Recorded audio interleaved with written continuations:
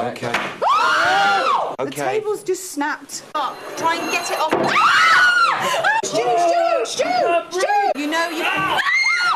Recording this. My God! Well, those were some incredible moments from last night's show. And if you want to find out what happens afterwards, you'll have to watch tonight's programme. Tonight we are investigating a place where a young girl met her death tragically. Her name was Peg O'Neill, and ever since then she's been roaming this area and she's very angry indeed. We are in a place in East Lancashire and it's called Pendle Hill, and this is Most Haunted Live.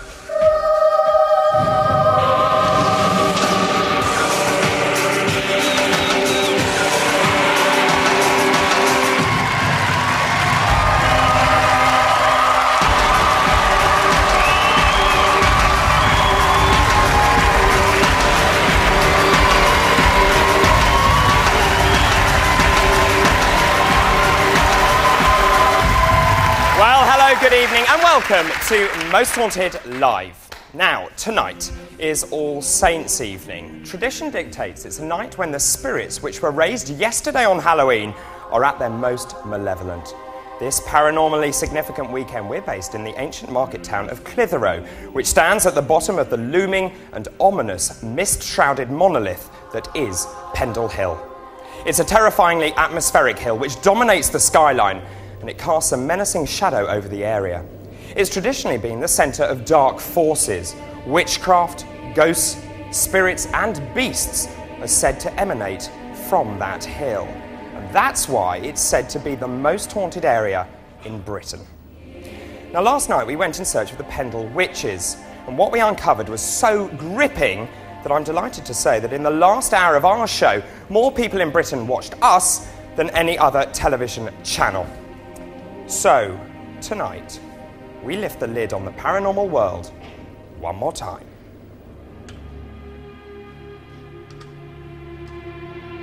Tonight we visit Waddow Hall, a stunning and imposing mansion in the shadow of the mysterious and foreboding Pendle Hill. For centuries, the hall has hosted much paranormal activity, like Peg O'Neill, a servant girl who was murdered and wreaks her revenge on the riverside. Ned King, a notorious local highwayman, is said to haunt the local lanes and woods. And the scariest woodland we have ever encountered, home of the Pennines' most feared creature, the Beast of Pendle.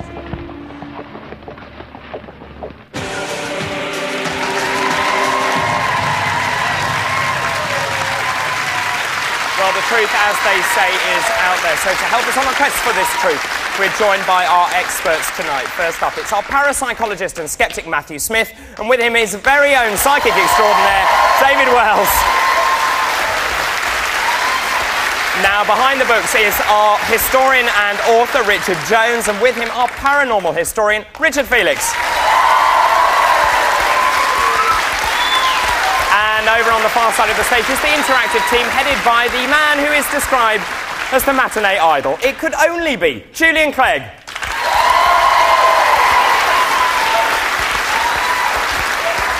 And at the paranormal front line of our investigation tonight, and at the heart of every conspiracy and scary apparition, are our heroes of the unknown. So please welcome Yvette Fielding, Derek Okora and Kieran O'Keefe.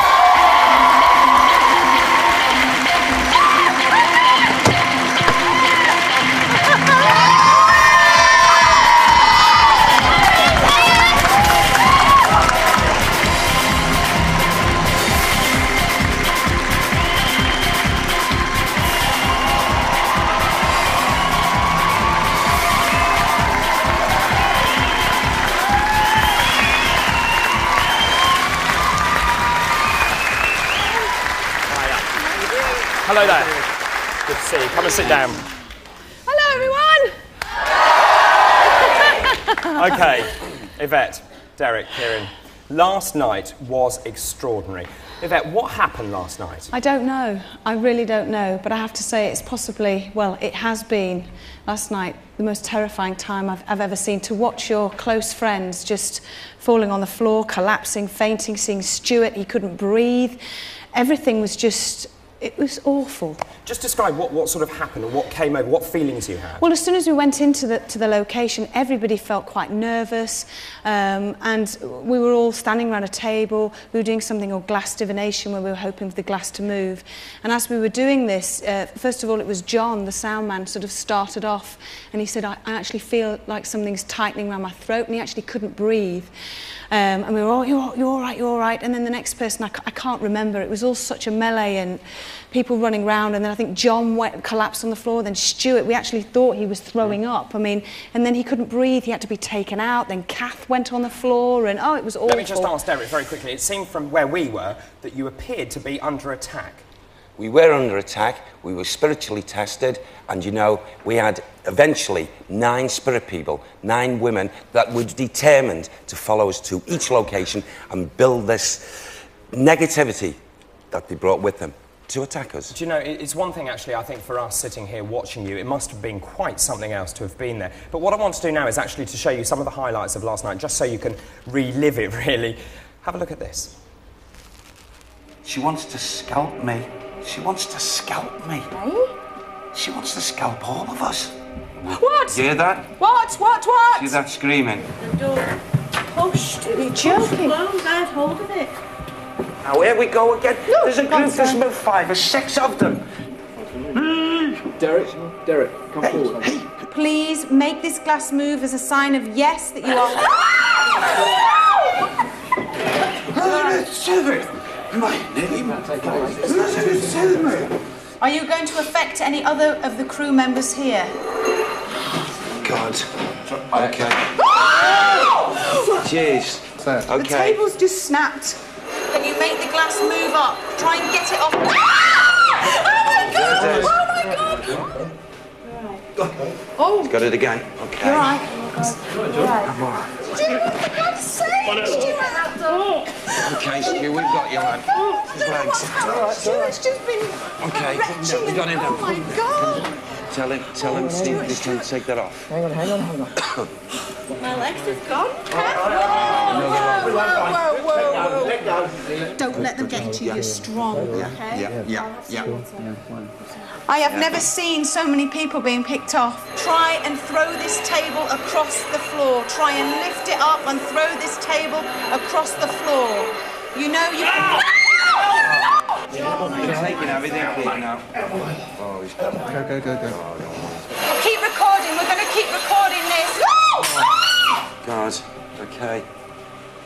Yeah. She's taking it over. Oh my God!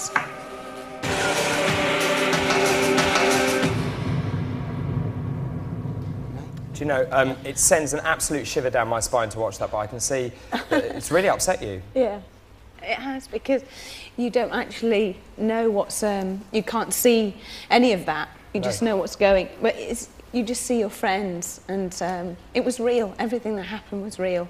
And I know many people will say, oh, you were acting it, things like... You know, we weren't. It was genuine, and it was really frightening.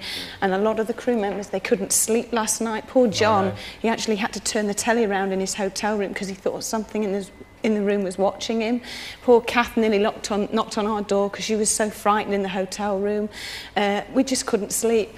I mean, I think I got 3 hours of sleep last night, and you're so worried that something's going to follow you home, but it's just seeing it there, you know, it's just... It brings it all back. Yeah, it does. I mean, I have seen that before, but I've been nervous all day about tonight and everything, and it was just really freaky. I have to say, you know, watching it last night was terrifying sitting here, let alone being there. What did you make of it, Kieran?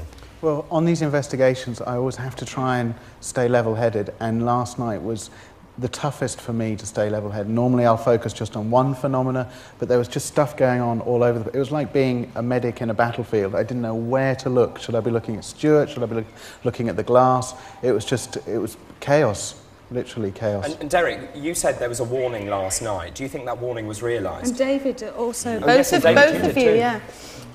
Absolutely. It was part realised. I believe it's to be topped up tonight, unfortunately. So the warning's extended. Tonight? I reckon there's going to be, my feelings tell me, more spirit people brought together yet to come. Now, the Pendle Witches last night we were in search of, do you feel that we actually found the Sabbat? I think that if we're to go off the messages that we were receiving with the glass moving around the table, you know, to pick up on 9 women in that room, they weren't pleasant women, they said they weren't pleasant women, I would, you know, a guess would be yes, you know. Yeah. It was an extraordinary night. Now, of course, the 3 of you aren't the entire investigation team. No. There are more of you. Let's go and see where the rest of them are. Let's say hello to them. Good evening to you. Where are you? There you are. Well, they're standing by at the first of tonight's locations, ready for what's going to happen tonight. They look very happy at the moment. Now, what I am going to tell you, though, Yvette, Derek and Kieran, is that you will be joined tonight by David Wells. I don't know if you knew that. So if all of you would now get ready and prepare to leave. Yes. Ladies and gentlemen, give them a big round of applause as they leave and wish them very good luck.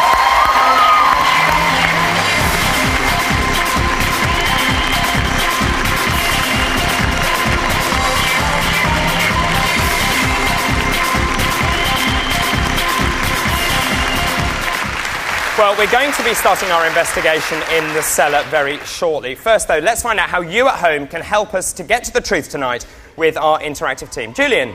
Well, David, I've seen extraordinary response since we came off air last night, the most texts and web visits we've ever had after a show. And you ought to know at the beginning of last night's programme we had a lot of texts saying that the team would feel a tightening in their throats whilst the show was on. We had a lot of those, and of course it turned out to be true. And then after the programme, strange phenomena, Yvette talking about the team having problems. Look at this.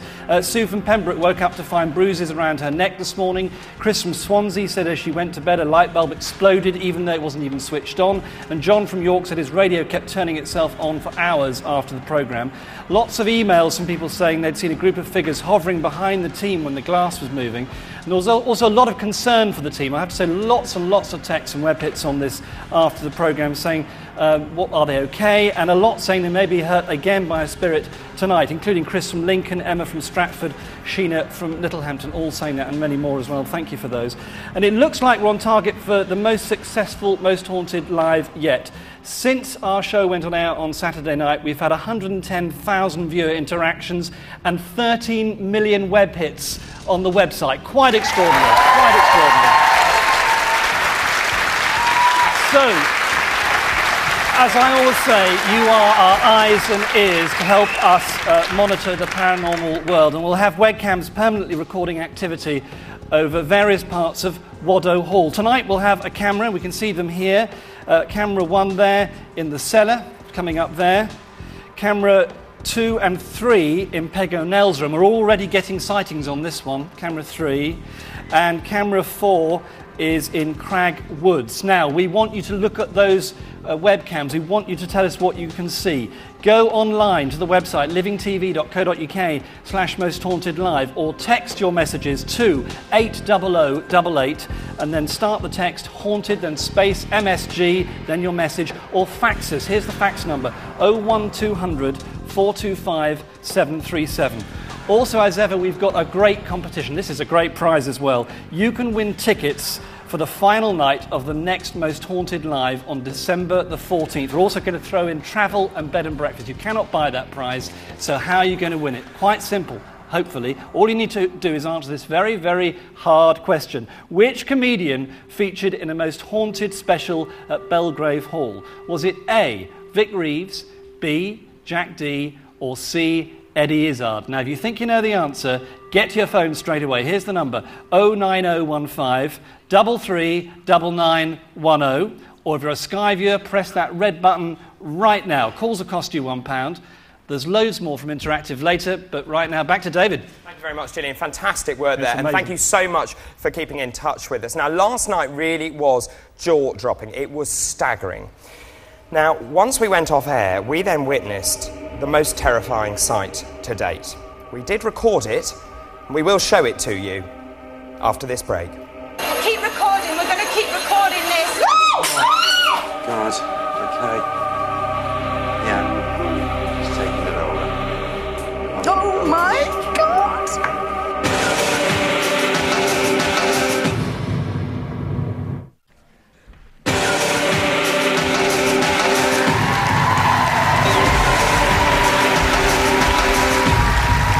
Well, welcome back. Now, last night we were searching for the Pendle witches. In a parlour of a derelict cottage perched on the edge of Pendle Hill itself, it appears that we found them. Now, during the vigil last night, 4 members of the team seemed to be attacked by psychic forces, and they had to be physically carried out from the room. They had first aid, and then the séance continued. Now, we had to go off air at midnight, but we did carry on filming. And what you're about to see, I think, is really terrifying. Can you hear me? If you can hear me, we've not gone yet. Come on, move this table now. Can you move the table? Holy shit. Right, come on, move this table. Oh. Move the table. Come on, bitch. Let's see what you can do. Come on. Let's see what you can do. Yeah, you don't frighten me. Come on then, let's see you move this table, you cow. Come on. You don't frighten me. Come on, you don't frighten me, you bitch. Go for it. Oh, wow. Yeah, fine. Wow, wow, wow. Oh my God. Wow. Both legs gone.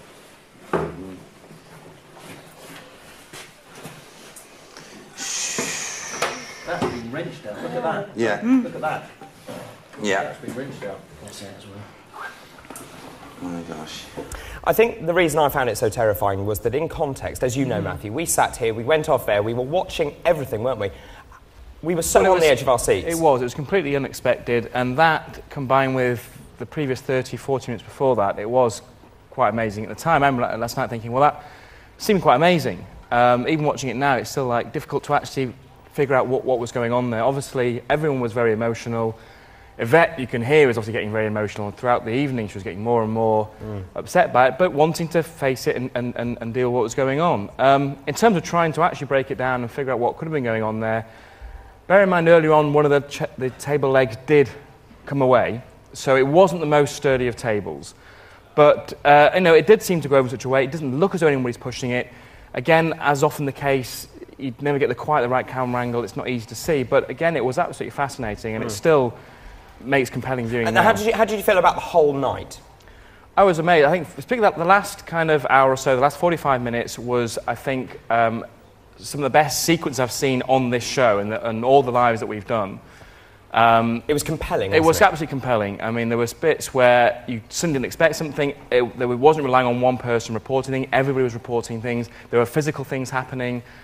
It's very difficult to try to break down potential explanations for going on there, but I guess the bottom line is the paranormal explanation is only one of a number of possible things that could be going on there. Sure.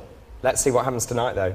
Because tonight we're basing our investigation at Waddow Hall. Now, Waddow Hall is a Tudor house. It's on the banks of the River Ribble, a few miles west of us, here where we are in Clitheroe. Now, we've chosen this site for our last night as it seems to encapsulate all that's happening in haunted Lancashire. And here's its story.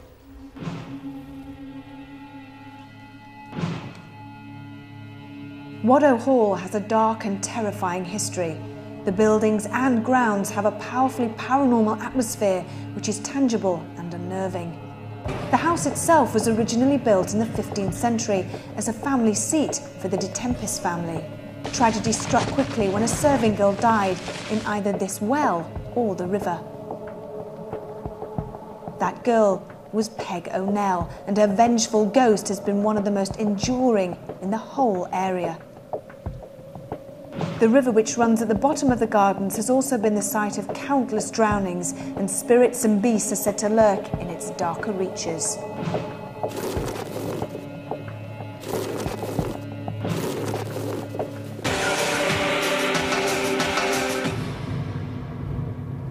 So that's the story. Let's go and join Derek, Yvette and the rest of the team at their first vigil tonight. Yvette, where exactly are you? You're saying what? This spirit man who's not wanting us to go down here. He's not nice, then? Well, I don't think he's not. I can't tell. He's masking himself. I can't tell whether he's, a nasty soul or just, wanting to sound threatening. We're heading down to the cellar, and just while everybody at home was listening to the information about where we are, Derek was just picking on. I was asking and saying, is there a presence here? And you said that there is. Yes. But he's not nice. No, he's not. And he's not, most definitely not wanting us to come down here.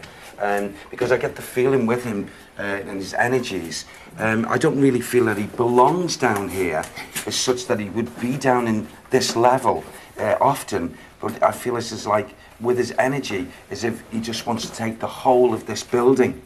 And, I get this authority with him. and I can't tell whether it's a negative authority or a positive, because he's masking himself, he's keeping himself a little bit back. Sam's helping me with this. What I do know about him, Sam says he's a poor soul. He's a poor soul. What do you mean, a poor soul, Sam? Right. He left his physical body in a very, very distressed way. It wasn't a natural way that he died. You know, he left the physical body. Richard, is that his name? Does he want his name to be known? Did he tell you that? He's told Sam that. Richard. So he can't be that bad if he's wanting to communicate or... Well, I think what? What's that? Do you see that light then? The light was me, just checking okay. What's that noise? Can we just... I can hear some. Is it a plane? I'm not. It's, No, it's it's a coming plane. from over there. It's something Yeah, we've got else. generators off here Okay. to the left. Okay. All right, so it's Richard. Richard. Okay. Go on. Can you get me surname, please? It would help. Ask him personally. Richard. It sounds... Okay, I'll spell it. I'll say it that way. And you correct me if I'm wrong. Richard. It sounds like the name... Tempest. Tempest. Tempest. It sounds like Tempest. And he left his physical body. What was he? This was his place. He lived here. He lived here. Can Sam give us a date? Can you give me a date, When Sam? he lived here? Come on.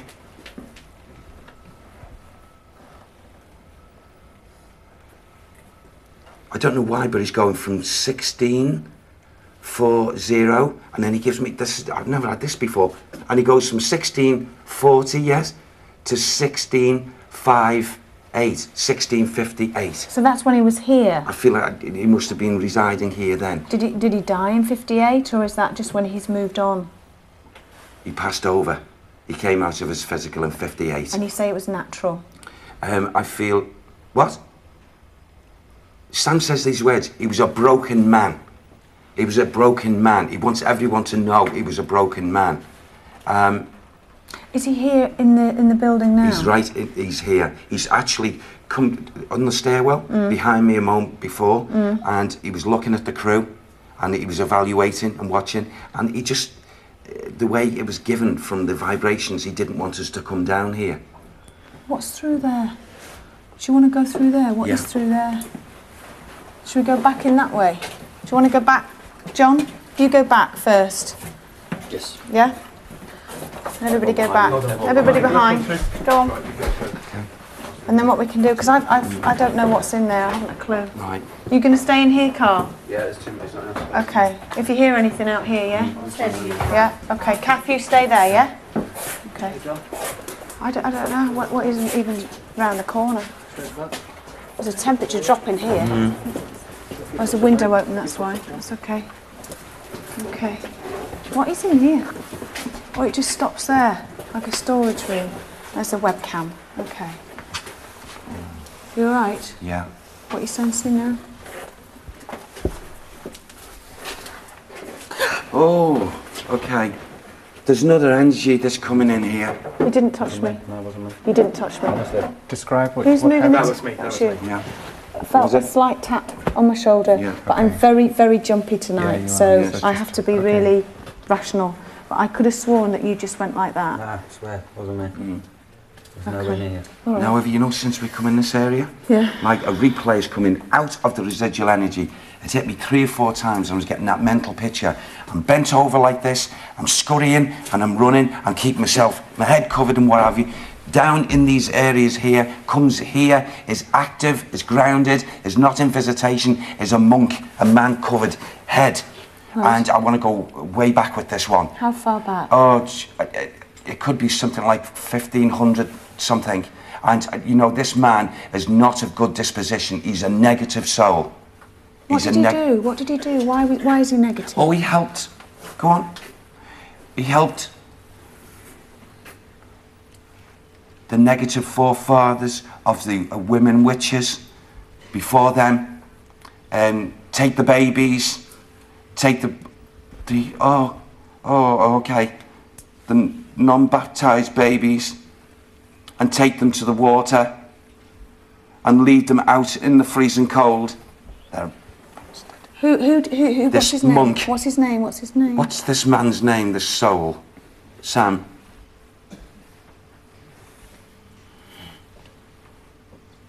Is he close? He comes in here, this monk. Is he His around us energies now? see down here, Yeah. there's activity goes on, and it's caused not by that fair spirit man, but this bad soul who helped people in these rites with children. Let me tell you what I saw. He helped, I feel, these souls linked with witchcraft, and they used to steal newborn babies that were not baptized because they were no use unless they were. They would not enter the devil hell state. They weren't allowed, but the unbaptized, and they used to allow them in the freezing cold to perish, hypothermia. They would then bring the child and the children to this area, and they'd go to the work, and it's disgusting. It's diabolical. Don't tell me what they did. I don't want to know what they did. You sure? I don't want to know. Can we try and get a name? Can we try and get more information? Yes. Sam says this, can I just tell you? Yeah. Sam says this one, he's determined, he's joined this group of the women, the bad women, to try and, in his own way, hurt us tonight. Are they here again? I feel they're in the outer area and they're aware, sorry, but I feel they followed us. And, you know, there are a number of other things that they've called from the lower dimensions to try and attach themselves to us tonight. God forbid. Right, okay. Do you want to, what do you want to do? I'm so nervous. I'm so sorry. How is everybody else feeling? John, how are you feeling hearing what Derek's just said? Not exactly reassuring, but I feel okay, to be honest. This feels like there's quite a few of us in here, and I don't feel that uncomfortable. Okay, Stuart? Good. At the moment, I feel happy at the moment, but who knows, later on tonight things may change. Okay, John? I feel fine in here, but there are some places we're going later that I'm a little bit worried about. Okay. Carl, I know we can't see you, and Kath, but are you okay? Yeah, we're fine in here. Yeah, Kath? Yeah, fine. Okay, all right. Sally? Yeah, fine. Okay, you're there. All right, we're going to hand back to the studio. Everybody's feeling fine at the moment. We're all just a little bit jumpy after what happened last night, and especially now that Derek's told us what he's told us. So, David. Thanks very much indeed, Yvette. OK, we'll leave them there just for the moment. But now we're going to catch up on some interactive news from Julian. Thanks, David. Well, first up, here's a bit of psychic art that came through on the fax number 10 minutes before Derek was talking about a monk. This one comes from Aaron in West Sussex. Wood's connection feels more like a druid than a monk. He says, for some reason I felt compelled to draw two branches bound together, not sure why. Aaron, thank you very much indeed. Keep that psychic art coming in. And we ought to just conclude something from last night. Do you remember there was an item in the box, a head, a stone head? Well, here is the stone head that was actually in the box. Have a look at that. Lots of psychic art coming in on the fax machine yesterday. We picked this one out as an example. Is that close to that? I don't know. But thank you very much, Sean in Dudley, for that one, and many more as well. Now, this truly is an interactive show, and if you think about it, the location for Yvette and Derek and the team last night was chosen by you on Saturday night's Psychic Resonance experiment on the website, and we're going to do that again tonight. This is where you make the real difference and decide where we're going to go. Now, Waddow Hall is a rabbit warren of rooms and corridors, and over the years has had all sorts of disturbances in all parts of the house, interestingly. In one night, we can't visit all the rooms, so we'd like you to help us pick which room or corridor we should investigate. Now, there's the map of the house, and you'll find that on the website, and obviously we need as many people as possible to do this. Saturday night, 45,000 people did this experiment. We need even more tonight, because obviously the more people who do it, when we pick the most popular location, it's statistically much better, so please get online. It's livingtv.co.uk/mosthauntedlive. Find that floor plan, use your mouse and your psychic intuition to pick out a room, and later in the show, Derek and Yvette and the team will visit that room, so please do that straight away. Also, our audience tonight is going to do that as well. They've got maps which we passed around earlier, and they're going to pick a location as well. So let's do this straight away. The parapsychological phenomena is psychic resonance. That's what we're talking about, and it assumes that all the combined energies of you choosing that location will pick the most haunted location. Go to it, David. Thanks. OK, I'm obviously now with the historians. So, Richard Jones, Derek, already tonight picking up on this name, Richard. Richard? Yes, we do have a Richard. He would feel possessive over that estate, and so, yeah, he's there. Do you have a surname? Yes, Tempest. OK, very good. And what about this monk? Anything that's written down about a monk, Richard? There is a monk, there is a ghost of a monk been seen, and there is an abbey very close, within 3 miles of the property. A promising start. Yeah. A promising start. Richard Tempest and also a monk. What will happen? Find out in a few minutes after this break.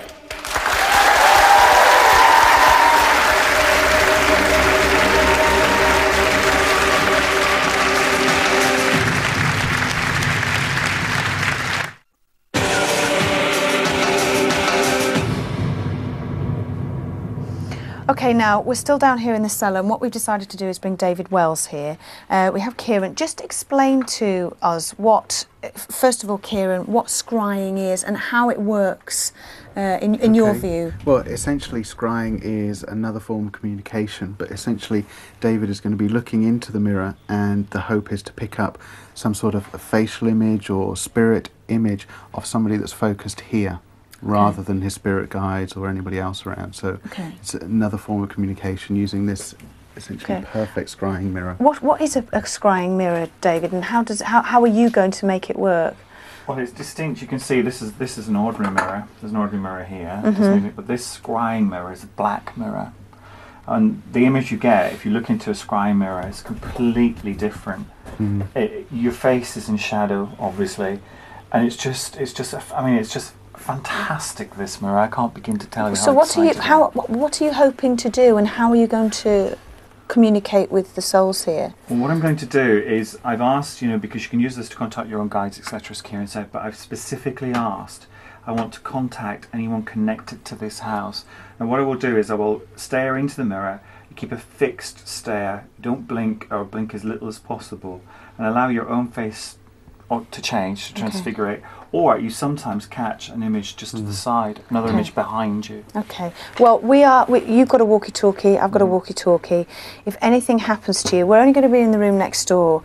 I want you to let us know. We've got the webcam up here that's going to be obviously looking at you all the time. So just shout out if anything's happening to you or you feel uncomfortable, and we'll come straight in. Okay. All right? Okay, let's move back on into the other room and join Derek and the rest of the crew. Okay.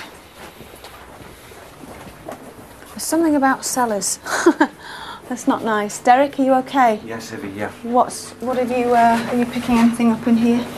This is the room that we were in first. Yes, it is. Because we've been spending longer down here. Yes. Has anything come forward? And also, I said I didn't want to really know about the babies. Yes. But I do want to know. Tell me. Yeah, tell me what happened. Well, this monk, this horrendous negative soul, used to help these groups of ladies, and one of his prime roles was to go and steal, take away from newborn babies that hadn't got to the point of baptism, and used to stay with these children in the cold weather for them to suffer hypothermia, to actually die, and then bring them back to these women who would then, oh God forbid, would cut up these babies and take away the body fat, and they'd have large containers, and they put the body fat into these containers and put herbs and spices, mix them, leave it for a while, and then they would make these effigies alongside, and they believed that the power within this body fat from these newborn babies, they could send a curse to a person they didn't like or had offended them, and would eventually kill that person. So the wax effigies you're saying are made from these babies? Well, a lot of them, yes. A lot of them from newborn babies. You see, they had to be newborn. They had to be non-baptised because they were no use for the hell state. When would they have done this? What time period were you talking about here? These were the people before this group of witches that we've already invoked, if you like, and touched upon. People before them, and they were the real, even more cruel and more negative than what we've encountered, and we've got them here. So God forbid if these two lots come together tonight in this investigation, because I don't know what, you know, they can actually do. Are you feeling any presences now here in this room with us? You know, Evie, you said that now, and this is quite amazing because now I've got this, although she's not here, she's sending thought messages from above, and I feel not a negative soul, certainly not a witch, and it's as if she's wishing us to go up to a higher level because she wants to, I don't know if she's going to announce herself, but the mental messages that are coming here is if she wants us to go higher. I feel this is quite a relatively young woman. I feel that she would have left the physical body quite young, and again, it wasn't in natural ways in which she left this physical body. And she also, although, you know, the amazing thing is she's in these energies, she comes into this home, so she's had something to do with this building, and she also goes outside. She doesn't always stay in here. Are you saying, sorry, that she was murdered? I feel that this woman, she did not leave her physical body, this young woman, in a natural way. However, I can't say whether she was murdered or whether there was an accident. I'm in between two things here with this energy. Maybe Peg. Surname? Peg.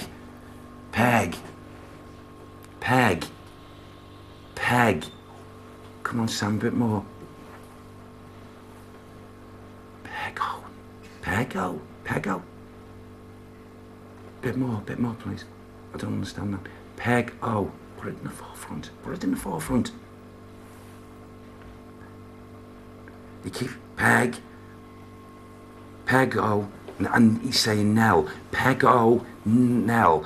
Peg-O, Nell. Okay. Peg-O, Nell. Ask Sam, when did she die? What year was it? When did she die, please? Or her age, Yeah. or when Well, she you was give me born. it. I know she's a young woman when she left. For some reason, she's got a very outside. Something happened outside, and she still has this rerun in her mind, and she's resentful. She's so resentful. It's like as if she's put a curse. Is that you? What? What's happened? Jesus Christ. What's the matter, What's wrong, Stu? Something's just prodded me right in the back there. Where? There. Right there. In the back. Where Was were that you, John? It wasn't. I didn't do anything. I was stood still because John was leaning right Holy back into shit. me, so I was cushioning him. Well, I'm holding the camera. No, honestly, something just punched me straight in the back there. What was it? What, a punch or a prod or what? It was a turn round. It was Oh, that. God! That's exactly what Do it It wasn't again. me. Do it again. Walk into me backwards, and you see there's nothing sticking No, out. I can't do it with Show the it. camera again what you did. Basically, John, what it watch. was- Can you see? It was like, show me. That That was forceful. what I just thought on my back there, yeah. Should we ask out quickly? Yeah. Okay. Do you want me to do it or do You you do want it, Ivy. I feel there's going to be a response here. I feel that wasn't you. How could it be me? It was on that side. Right, okay. It's just, You're right. You're right, Stu. yeah, it's just weird that, that's all. Okay. Yeah. I have to admit, I'm nervous when that happens because No, what happened no, last yeah. night, I'm Yeah, I'm We're a bit, all bit nervous. jumpy now, I yeah. want to step back a little bit and think, right, okay. Is there anybody here in this room with us? Are there any astral beings, any spirits here that can hear my voice? Throughout this building, if you can hear me, please let us know that you are near. Push one of us. Touch one of us again. Try and touch Stuart again. Try and push him again. If you want to get our attention, then you need to work harder than that. Please try harder. Try and touch Stuart. Try and talk to us in any way you can. Make something move in this room. If you want us to leave, if you don't like us being here, then tell us to leave. Tell us to get out. Give us a big sign. Let us know you want us to go. Do that by touching one of us, moving an object, whispering something, shouting, anything at all. Can you hear my voice? If you're a witch, if you're a group of women that don't want us here, if you're the same group of women last night Let your presence be known. Throw something at us, do something, anything at all. Let us know that you are here now. If your name is Richard Tempest, then also come forward. Let us know that you are here. Do something. Let Derek know that you are here. Try and communicate through Derek. David next door, try and talk to him. David, how are you doing? Yeah, I'm okay. I'm fine. I just want to ask Kieran a question about this. He's left me with an MP3 player. Should it be making lots of noise? It shouldn't be making a lot of noise. Right, come on. Let's go in and have a look. Yeah. Come on. Everybody just say if anything, if you feel anything weird. It just keeps. I swear it moved. I thought it moved. Every now and again, the MP3 recorder will refresh itself. But it's you're on just a saying it's refresh rate. moved. If you actually saw it move. Yeah, just moved. If anybody on the webcam. Will they see it that wide? Nod on the webcam if you would see the MP3 camera. Can you nod the webcam if you can hear me? You can see it that wide, so maybe we could have picked it up moving. Okay, the webcam's nodding. Okay, so we could play that bit of footage back. Have you picking anything up here?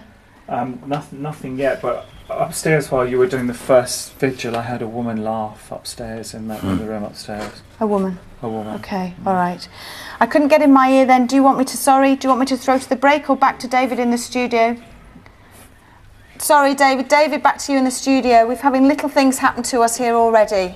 Thank you very much indeed, Yvette. I just want to ask the historians over here, because we came up with this name already, Peg O'Neill. Young. I was under the impression she was an older lady, but...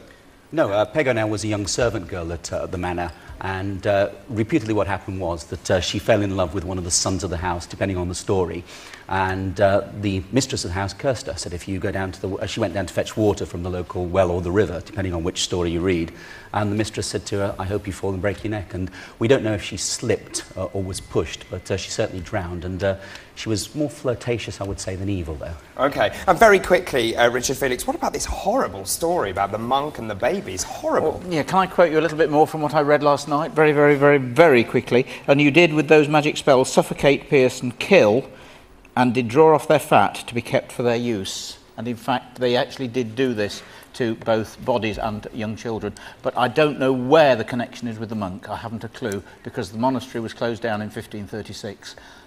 And I haven't got a clue about that, but it certainly was practiced to use fat from humans it's absolutely as effigies. Revolting.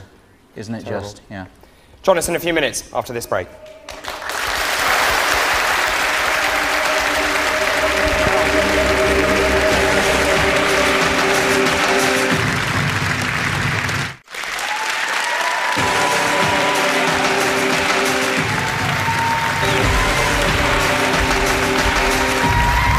Well, welcome back to Most Haunted Live on this, the final night of our investigation here in Lancashire in the shadow of Pendle Hill. So much is going on already. The team are already in the cellar at Waddow Hall.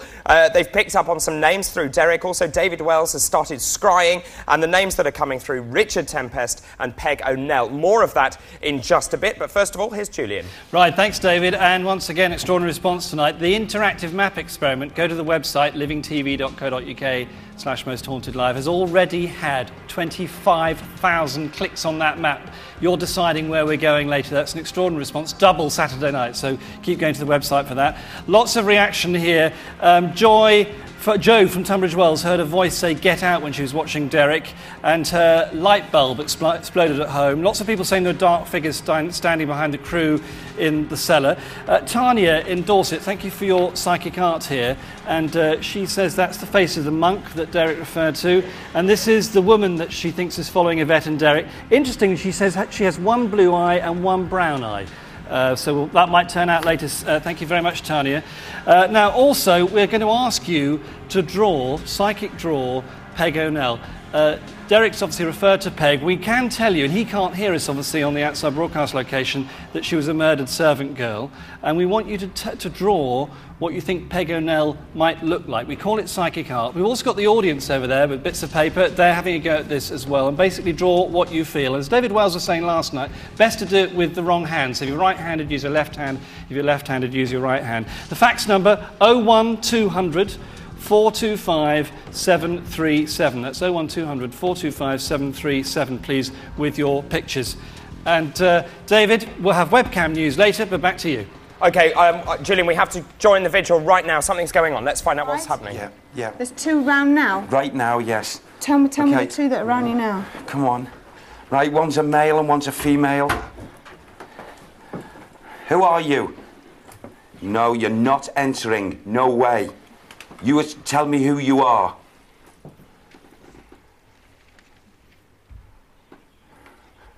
The male. Push him forward, Sam, push him forward. Let's expose him to me. Jemmy.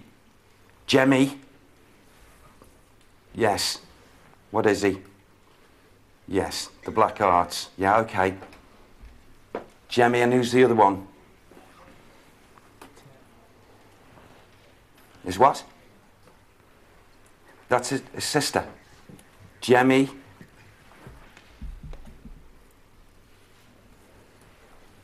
Yes, Jemmy is the male.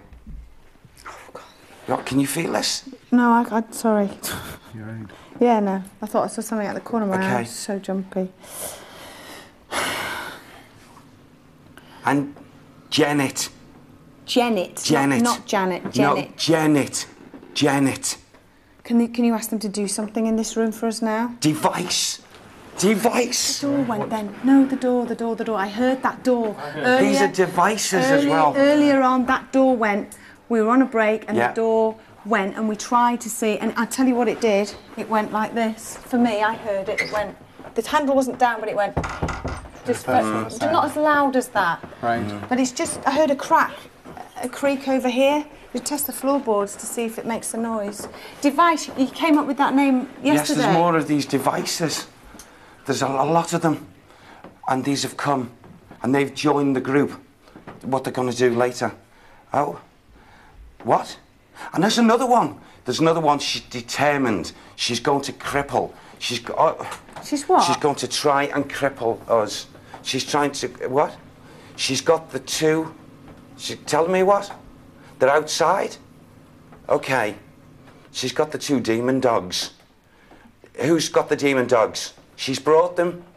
Yeah. Go on. Anne has brought them from the lower dimensions. Anne who? And what is she? There it is again. And you hear it? That's yes. Yeah, you heard that then? Yes. Yeah. I want to check it's not this. First time I have heard it. I want to check it's not this. Oh my God. Just, Okay. are you all right? Yeah. What yeah. are you saying? You're looking worried now. Oh. What's the matter? Look, they're around here now, and they're just going to pick us. Oh, not. We've got to be very, very careful now. Anne Shepherd. She's the leader of them here. Anne Shepherd. Is she? Yeah. She was very, very, very far forward in her. Yes. Alison learned a lot of her. There it says again. Yeah. Yeah, they're Where just did you think it responding. came from then? Over They're in the here. corner. What? Just so we know where we are, we've come down right to the bottom of the house. Just testing. And this is actually, you picked up on a lady called Peg O'Neill. Yes. This was her room. Yes. Okay. Well, Peg's nothing to do with these. These are just. No, they've come in here, and Peg O'Neill's got nothing to do. What? Peg O'Neill, she hates the water. Peg O'Neill hates the water. Mm-hmm. She hates the water, and she's yes. Oh no, you can't influence that soul, you lot. These witches are trying to influence her thoughts, and she's not anything like them. She's just a simple girl. How old is Peg? Sorry. She's only a young lady. I don't know, possibly 17, 18. She was, I feel she's a serving girl, a young girl, quite innocent. Oh no, she is innocent. Yes, the mistress had it in for her. The mistress, You all right, Dad? yes, yeah. You all right? The mistress. You all right? Hated her. Is the mistress connected to these women? Yes. Come on.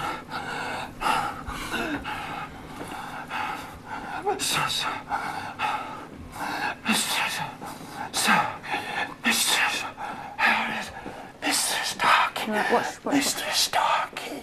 Mr. Starkey. Starkey? Mr. Starkey, she does not like me. Mr. Starkey does not like me. Who are you? Who are you? I'm Peg.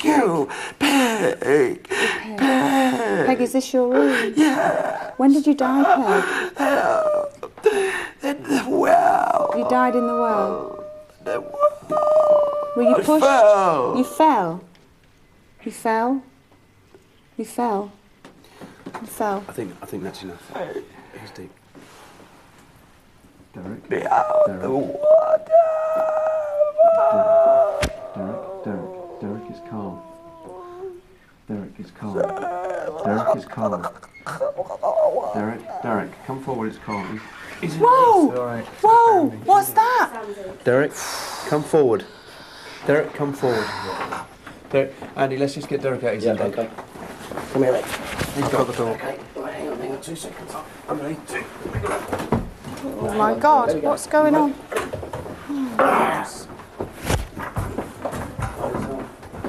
Can't go with it. This is how we've got jump. Stop, jump, stop, we are. David, can you hear me, David? Yes, I can, Yvette. No, not you, David Bull. Sorry, darling, David Wells. David, are you okay? David, are you okay?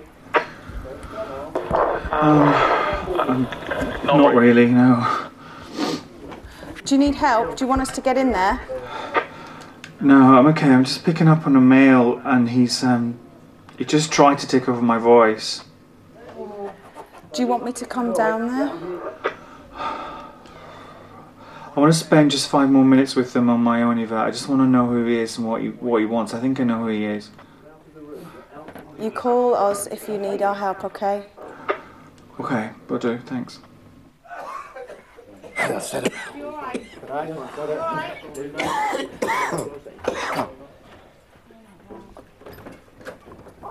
You okay? Is he okay? Yeah, he's fine. Derek? Yes. You all right? Yeah, fine. I'm okay. Okay, David, can you hear me? David Bull, sorry.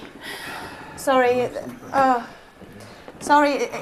we've got David Wells down in the cellar. I don't know what's happening there. He said that he's feeling the spirit of a male presence.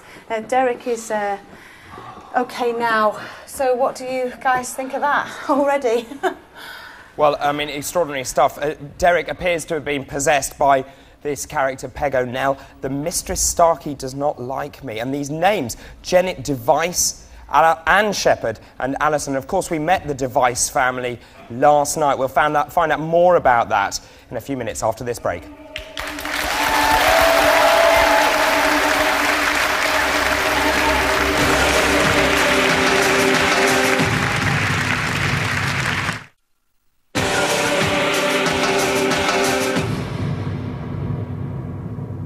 Okay, well, we're just outside Peg O'Neill's room. Derek, are you okay? Yes, I'm okay now. You had to be taken out then? No, I just lost total, really consciousness on this because I found myself as if I was, being taken back and down, and then suddenly I was in water, and I'm struggling, I'm taking her place. So she's landed and ended up in water. But you are in control when these things happen. Absolutely, yes. Yeah. Sam's always there in attendance and only let me feel this for a little while. Okay. I've just got to check on David. David, can you hear me? Yeah, I can hear you. How are you? You okay? I've had someone try to take over my voice. I've got a male energy with me and he is pretty powerful. Do you want us to come down there? Are you okay? I'm okay. I really want to confront him, Yvette, but the camera went off, the guy came down and it kind of stopped things. I just want to give him a chance. Okay, well we're going to stay up in Peg O'Neill's room and you should have some peace, okay? But if you're in trouble you must let me know, okay? Right, should we go? Thank you. Let's go back in here. You happy to go back in this room? Yes, yes. Are they the women that you were picking up on earlier? Yes. They'd followed down, unknown to us, and they entered into this atmosphere. Are they still here now? I feel they're around and they're listening. Basically, they don't actually have to be right standing next to you because of their spirit energy. They could be far back into the walls area, if you like, but they are listening in. Okay. And they're forming for some reason. Is there anything, Kieran, you should suggest that we could do in here, maybe? Well, given the success of the last 2 nights with psychometry, and you're already talking about back in the walls, maybe we could try that again. Yes. In Yeah. here, touching Maybe on the walls beam or the or- beams, given that they Okay. Try that, Derek? Okay. sort of period.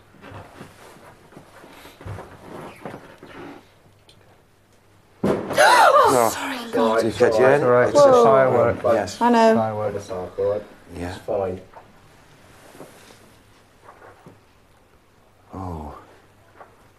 Oh, the sorrowful energies.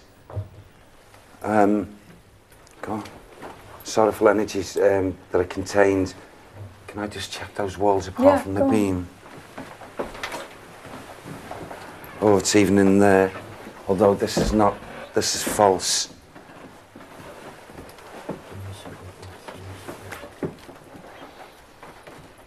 Oh, okay. It's the same. I'll go back to this beam. Okay. She's walking up and down. She walked up and down with worry.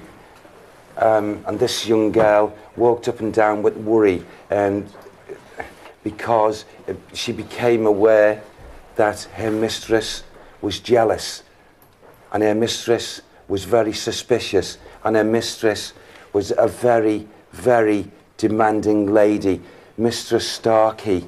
And, you know, her master paid plenty of attention to her, and the mistress didn't like this.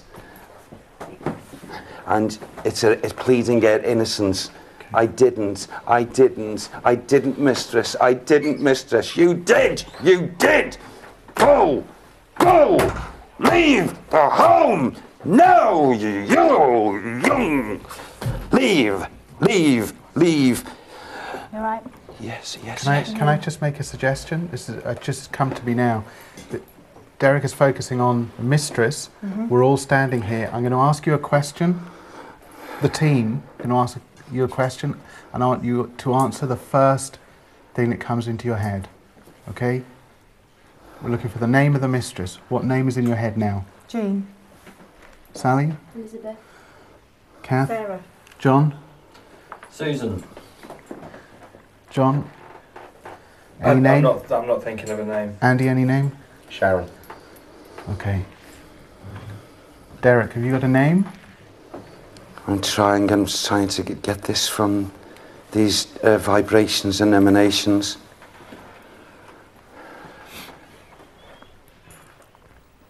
The fear of this young lady would not dare even utter a first name, but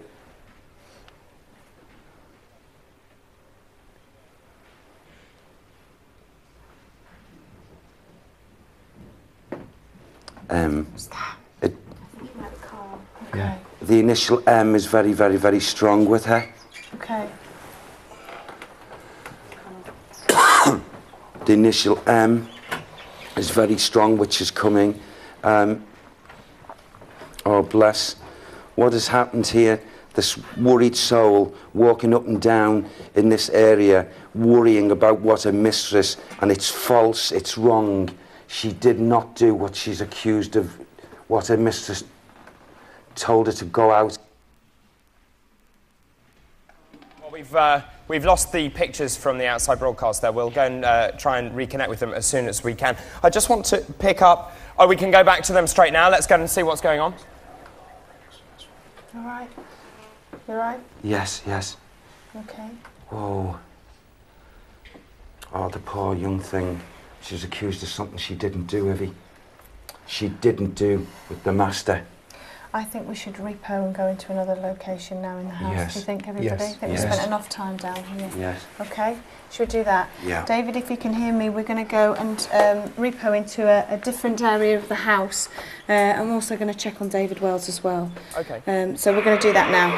Okay, lovely. Thank you very much Okay, indeed. everyone. Well, already those names that were coming up in that room, Janet Device, Anne Shepherd Allison, and Peg O'Neill. Let's go and find out from the historians. Now, this Peg O'Neill story is sort of been talked about a lot, hasn't it? You know, it's actually quite difficult to know what is true and what is sort of folklore. It's a legend that seems to have centred around a possible 18th century servant girl who, according to tradition, was cursed by a mistress that she hopes she falls and breaks her neck. And she said, if I fall and break my neck, then a curse on you and your family forever.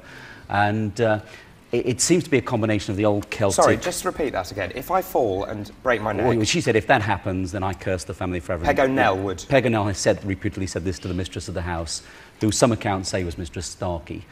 So that was supposedly her curse upon the family, and now she wreaks that curse on descendants of the family or those who look. Now, we heard Kieran saying, what's the first name of the mistress? Yeah. Do we know her first name? We don't know her first name, no. It's interesting he came up with the letter M, so that's worth looking into. Okay. And what about these other names? The two that really strike me are Janet Device and Alison, I assuming is Alison Device. These are people we've met These are the ones we on a came previous up with last encounter. night, yes. I mean, quite why they would be associated with Waddow Hall, we don't know. But he came Well, up with allegedly they were travelling with them, the spirits, so Derek said at the beginning of this programme. Supposedly, yeah. But Janet Device was the 9-year-old daughter of Elizabeth Device, and she was the one who Roger Nowell actually got to give evidence against the other one. So she was the one who was being led on to really convict the Pendle witches. And since they are all in the history books, Richard Felix, how do you feel about what Derek's coming up with tonight? Well, as you've said, they are all in the history books. I've got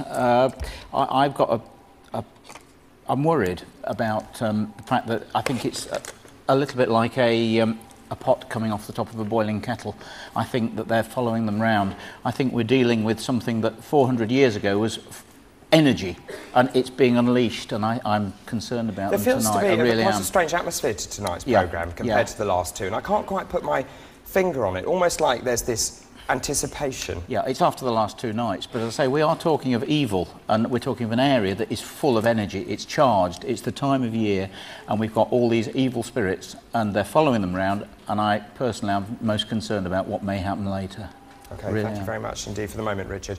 Julian. Thanks, David. Now, we love your psychic art. Please keep that coming to the fax number 01200 425 737. Helen in Rossshire in Scotland said, I drew this image of what I believe to be the monk you're talking about on the show tonight. Sent it to you there. Thank you very much indeed, Helen. Also, instant reaction to what's been happening to Derek. Repeated sightings of a dark cloaked figure appearing behind Yvette and Derek. Phil from Cole in Northern Ireland saw a figure of a woman wearing a shawl stood right behind Derek when he seemed to become possessed. In the last few minutes, many reports coming in from people feeling a burning sensation and red marks appearing on their skin, including Steve from Lincoln, Kate from Teesside, Sharon from Kirkham and Sam from Lancaster. Lots of reaction to what's happening with David Wells. People are getting in touch. Jamie from Southampton and Rob from Tilbury can see a figure in white robes standing behind David every time he's on screen.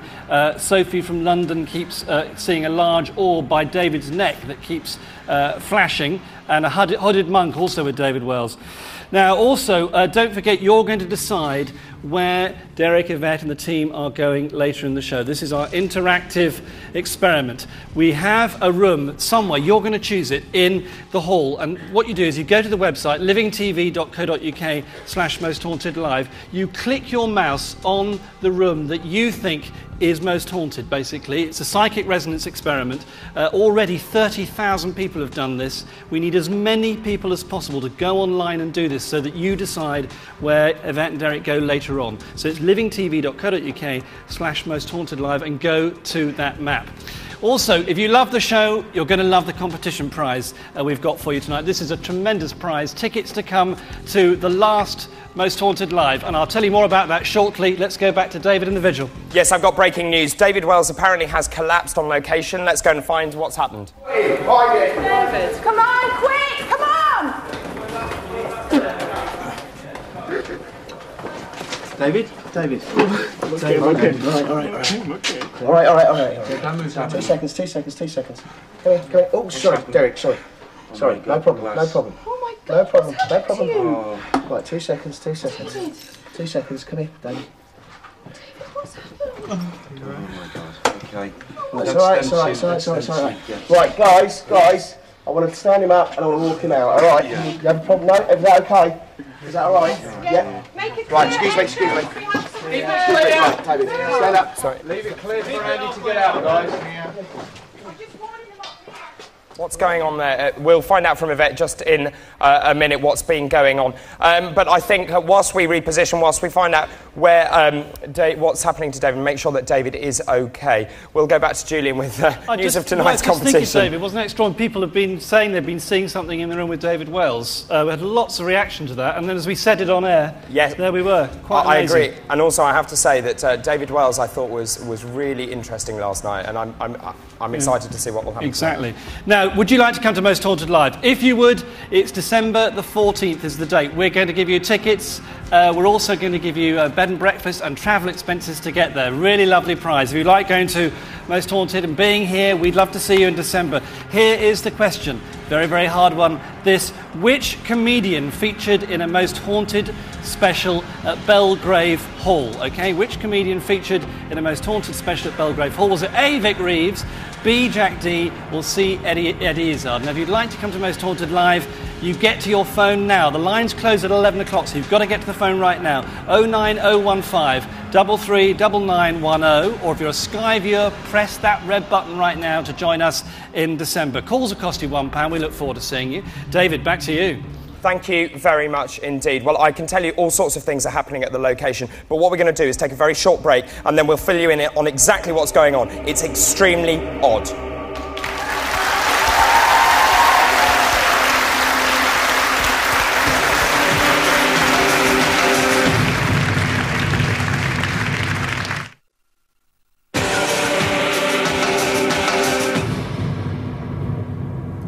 Okay, we're back down here in the cellar. David Wells is here with us now. You're fine. You didn't cut yourself, did you? No, I didn't. No. Now, okay, we're going to have a look now because the webcam actually caught what actually happened to you. Okay. So if we can look at that now, everybody at home can see exactly what happened to David.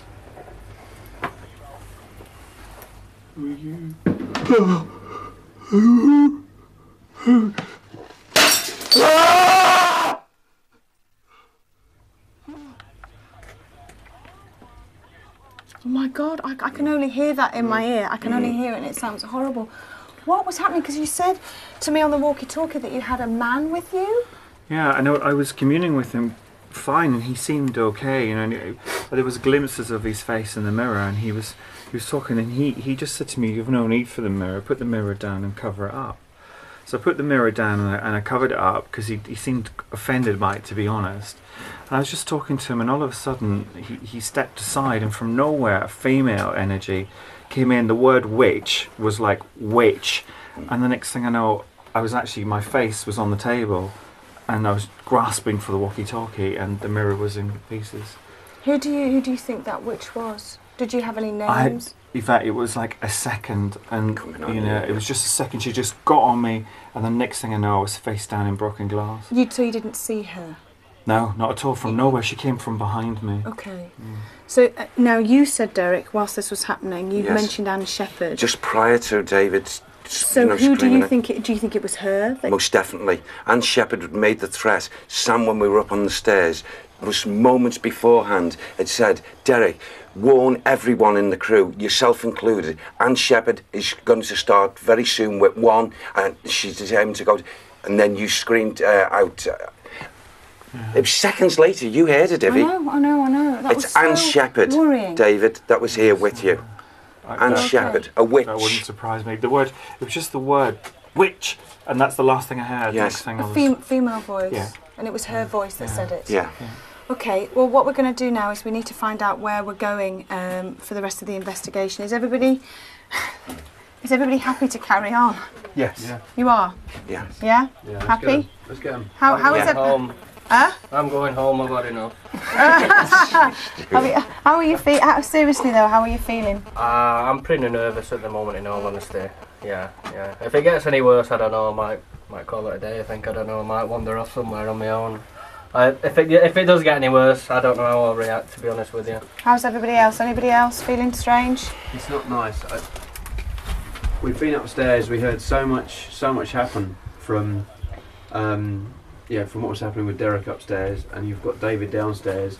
It seems to be the same entity is going through these floors at people like that, and that isn't nice, especially what happened last night. I mean, we're all a bit nervous because of that. Okay. And I think we're all still a bit nervous now. All right. Well, now it's up to basically the audience at home to let us know where we're going to go to next.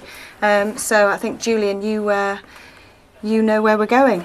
Yes, we certainly do, Yvette. Thank you very much for that. So through the programme this evening, you've been deciding where Yvette and Derek and the team are going to go, and I've just been looking at the figures, and so's Matthews as well. So the question is, through our psychic resonance experiment, did you decide, for example, on the main staircase? Would it be the ballroom? In fact, it is.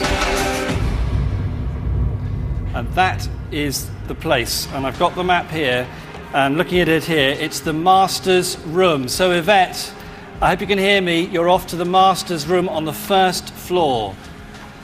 The master's room on the first floor. If you go off there, ought to say the people in the audience agreed on that as well here in the studio. Oh gosh, right, okay. Well, we're going to make our way over to that position now, okay? Yep, good luck. Okay, thank you. David, right, okay, back to you. Rico now. Okay, thank you very much. I have to say I'm absolutely amazed by what's happened to David Wells tonight. Matthew Smith, what I want to do is, before you comment on it, I do want to just see it once again, because for me it is so out of character from David Wells. Don't say anything yet. Don't say anything yet. Let's see that clip once more. Oh my God, who are you? Who are you? Who?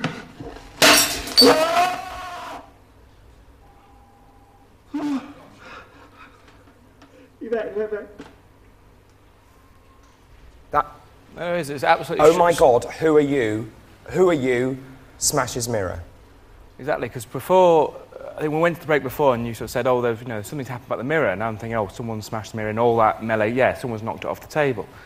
So when you said you're going to show it, I thought, well, okay, I'm waiting for something to happen, and that wasn't what I was expecting. It wasn't what I was expecting. I've now spent a few hours sitting next to David, and he's a very gentle person. He's very empathic. He's and it was completely out of character. So I'd be very keen to talk to him more about what was going on there. I don't know what was going through his mind. I find that very, very frightening. So it was rather bizarre. Bizarre? Yes, very bizarre indeed. There'll be more psychic revelations and paranormal secrets will be uncovered in this show after this break.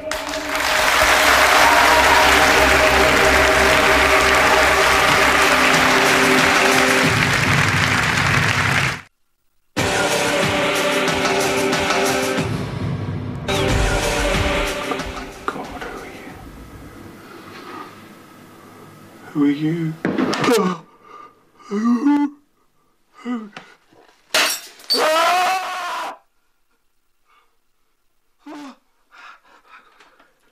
Yvette. I've seen that 3 times and I find that incredibly unnerving. It's extraordinary, and the reason it's so extraordinary is because it's so out of character of David Wells as he is normally, so I don't really know quite what to make of that. But let's go and find out what our historians might think. And as you know, we have asked the audience at home to do this remote viewing experiment, our audience here as well, and they have chosen one of the master's rooms. Is there any significance to that?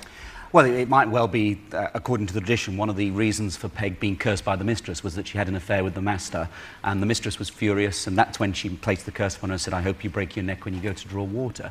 Because of the affair, so this room might be significant? According to one of the traditions, yes. OK, anything else, Rich? Well, there is another reason, possibly, that actually the mistress and the butler actually took Peg out and threw her in the river. They never found her body, and I wonder if that's why she haunts the place. But what relevance would that have with the master's room? Only the fact that she probably had an affair with him, and it was obviously in that room. Could she have been dragged out from that room? I doubt it. Okay. I would think she'd have been dragged out from the servants' quarters, to be honest with you. Thank you for the moment. Julian? Thanks, David. Well, you've got about 10 minutes left to get through on the competition, so you've got to get involved right now if you want to be at the last night of Most Haunted Live in December. That's the 14th of December, the date for your diary if you're a winner. The prize is tickets to be be with us at the location somewhere in the northwest. You also get bed and breakfast for the night and travel expenses as well. VIP treatment when you get here. Meet all the team. We're looking forward to seeing you. It could be you. So all you have to do is answer this question, okay? We want to know, please, which comedian featured in a Most Haunted special at Belgrave Hall?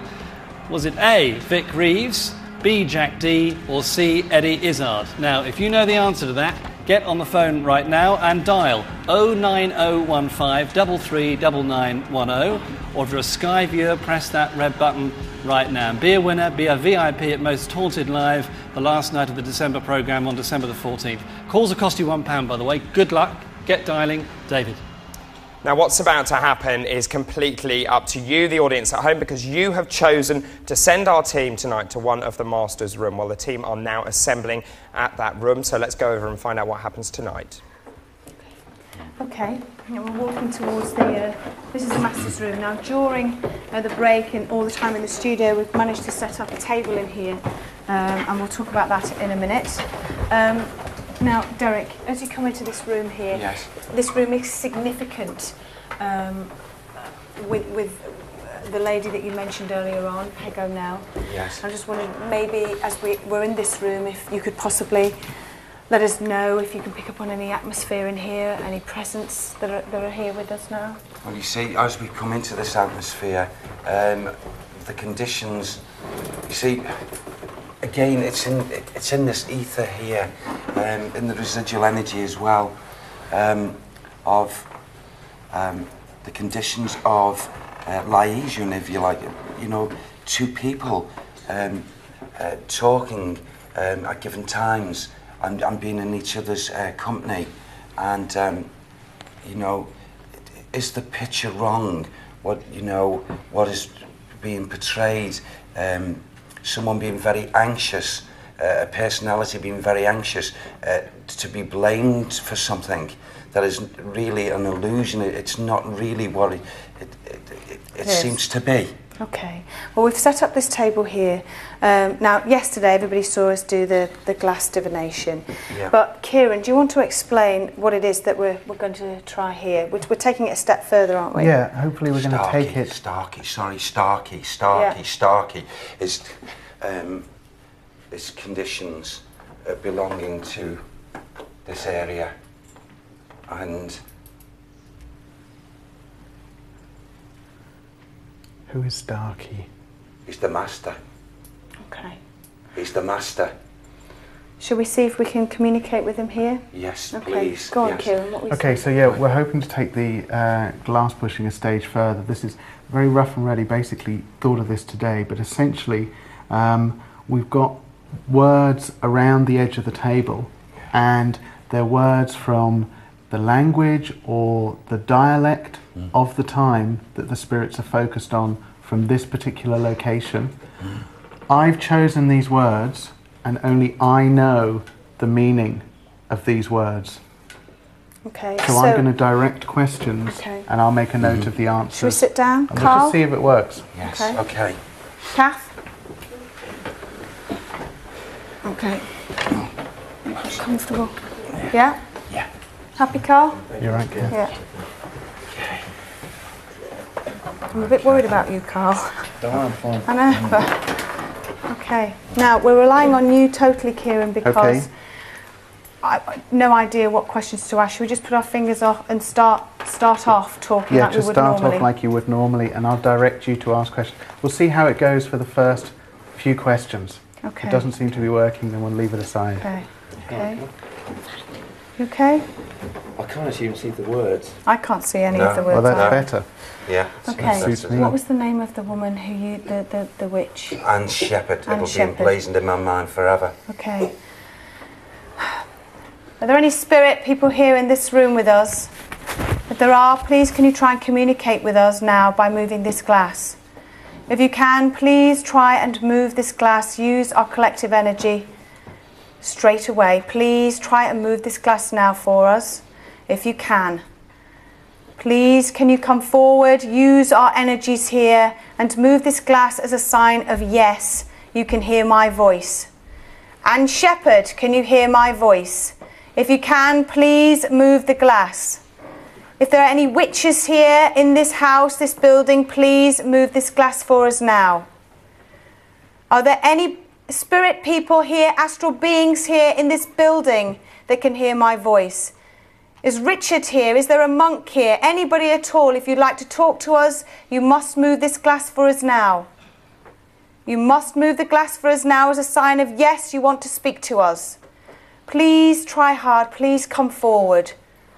Please move the glass for us now if you want to talk to us. We can only communicate with you if you move this glass. Please try very hard. Move the glass for us now. Move the glass if you can hear my voice. Anne Shepherd. You hurt my friend David. Don't be a coward. Come and talk to us here now. Come and move this glass, Anne, if you can hear my voice.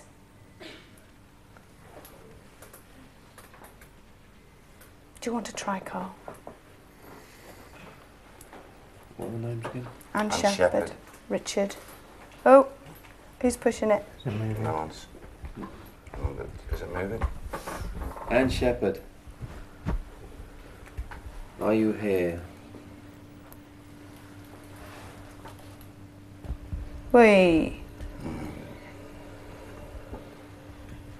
Anne Shepherd. If you're all powerful and you're so dark and nasty, show yourself to us. Clear this room. Make us all run out. You only have to show yourself to us. Start by moving this glass.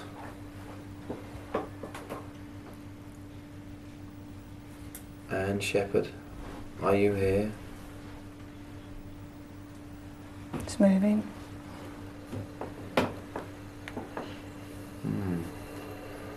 Not very much for someone so powerful.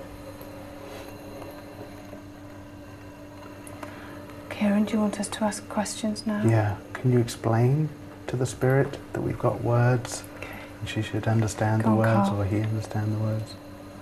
Anne. God, that's horrible. That's just moving so slowly. It's heavy, isn't it? Yeah, that's exactly it. It's oh, heavy. how weird. Yeah, it's heavy. That is so horrible. It's controlled, isn't it? It is. How many words have we got? We've Five. got 5 words. Anne, there are 5 words around this table. Yes, there are. We would like to ask you some questions.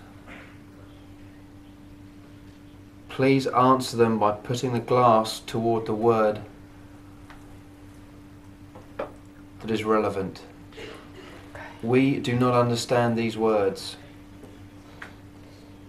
Please do this for us. Ask her if she can see the words. Can you see the words? Oh God, it's really weird. It's so different from yesterday. It's so heavy. That's like almost like a. Yeah. Okay, let's ask a question. Can I change my fingers? Yeah. Go on. First question. A control question, and it might sound silly. Control question. Are you female? Sounds funny, but it's just a control question to start with. See if she understands the words. Do you want me to ask it, Carl? Sorry, I was waiting for her to reply to you. Sorry. Do you want me to ask it? Yeah. Ask it, yeah.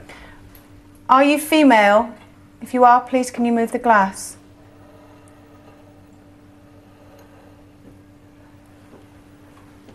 Okay. Are you a witch? Are you a witch?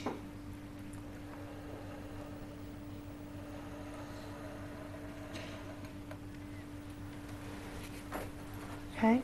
Okay. Are you with others? Are you with others?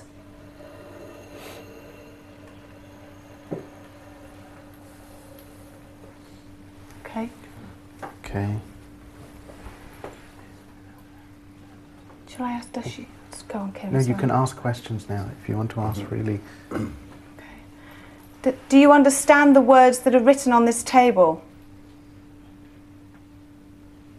Oh, that's a good start. Oh, yeah. Okay. Were you with us last night? Were you with us last night? Can I ask a question which is relevant to the movement of the glass now? Yeah. Ask her, what do you want us to do? Stay or go? What do you want us to do? Do you want us to stay or go? Do you want us to stay or go? Take the glass to the relevant word on the table. Do you want us to stay or go?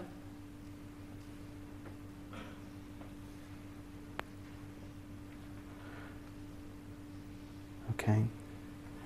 How many others are with you? And then go count through. How many others are with you? Are there 2? 3? 3. Okay. What year is it? Start off with centuries, reduce to decades, and then reduce to single years. Okay, so what's the What earliest? year was she here? 11th century. Yeah. Are you from the 11th century? Are you from the 12th century? 13th century? 14th century? 15th century? 16th century? 16th century. Okay. God, this isn't much movement, is it? No. It's very forced. It's very weak.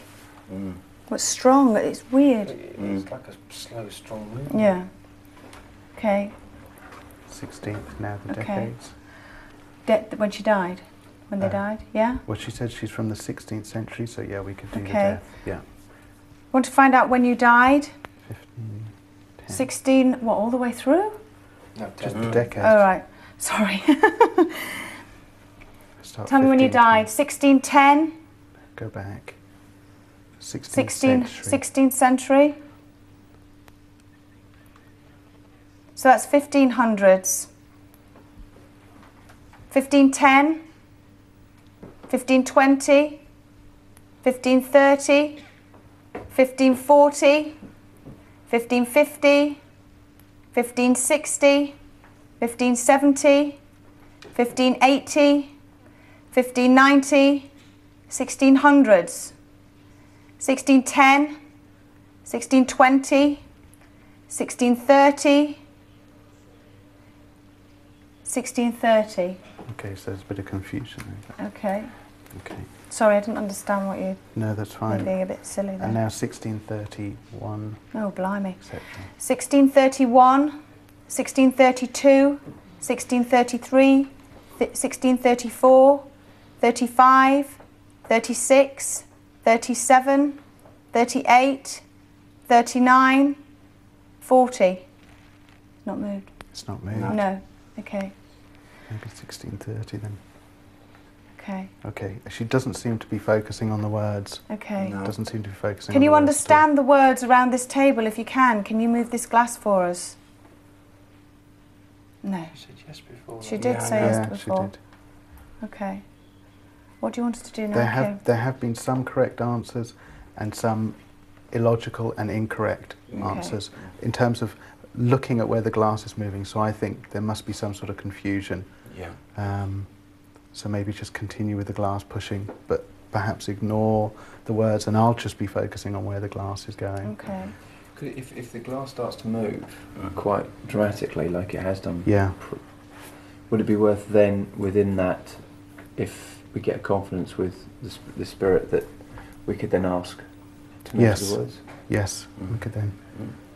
Yeah. Okay. Right. Do you want to keep asking questions? Okay. Anne Shepherd, is it you that's with us? Anne Shepherd, is it you that's with us now? You are. Anne Shepherd, have you been watching us all the time that you've been here? Anne, have you been with us all this time? Did you hurt David? Did you mean to hurt David?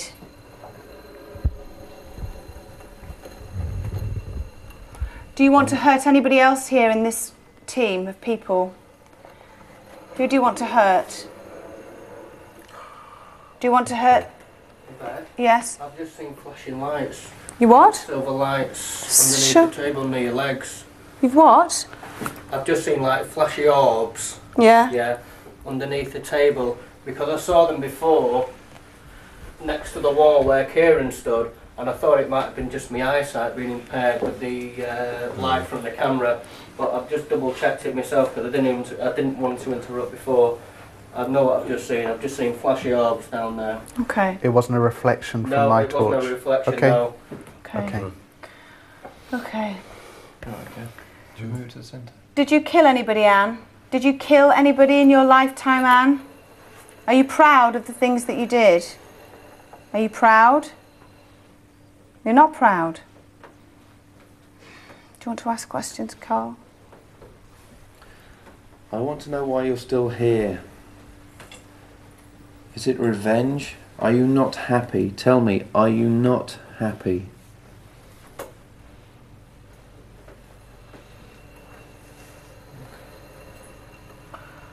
Is she going to do anything to remember the crew? Are you intending to do anything to any member of the crew? And the crew are the people that are here in this room. No. Is there anyone in particular that you intend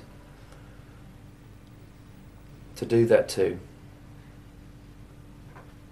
Or just anyone you so wish? Do you know what I think? Because this is quite weak, I think we should repo. I think we should leave this and maybe we'll see how we feel. Yeah. I think that's what we should do. Okay. Because it isn't very strong, but it's certainly very interesting from last night. The only distinct strong movement was when you asked if she was going to hurt anybody, and it was the only distinct movement that actually looked as though it was going towards a particular word, and that's this word here, which you can't even see in the dark, which is A, which is yes. In Oh, is it? 18th Okay. century, and back to perhaps 16th century Lancashire dialect. Okay. All right. So. Okay, well, we're going to repo David. That was interesting because the glass moved, but it was a lot weaker. Initially, it was quite strong. It was a lot weaker. It has moved around, and Stuart did see some flashing lights, even though we didn't catch it on camera. But nonetheless, it was still very, very interesting. Yes, I also think it's interesting because, of course, you at home and, of course, our studio audience here were the ones that sent the team to that room, and you actually did pick a room where something happened, which I think is extremely interesting. And ladies and gentlemen, please give him a round of applause because David Wells has come back in.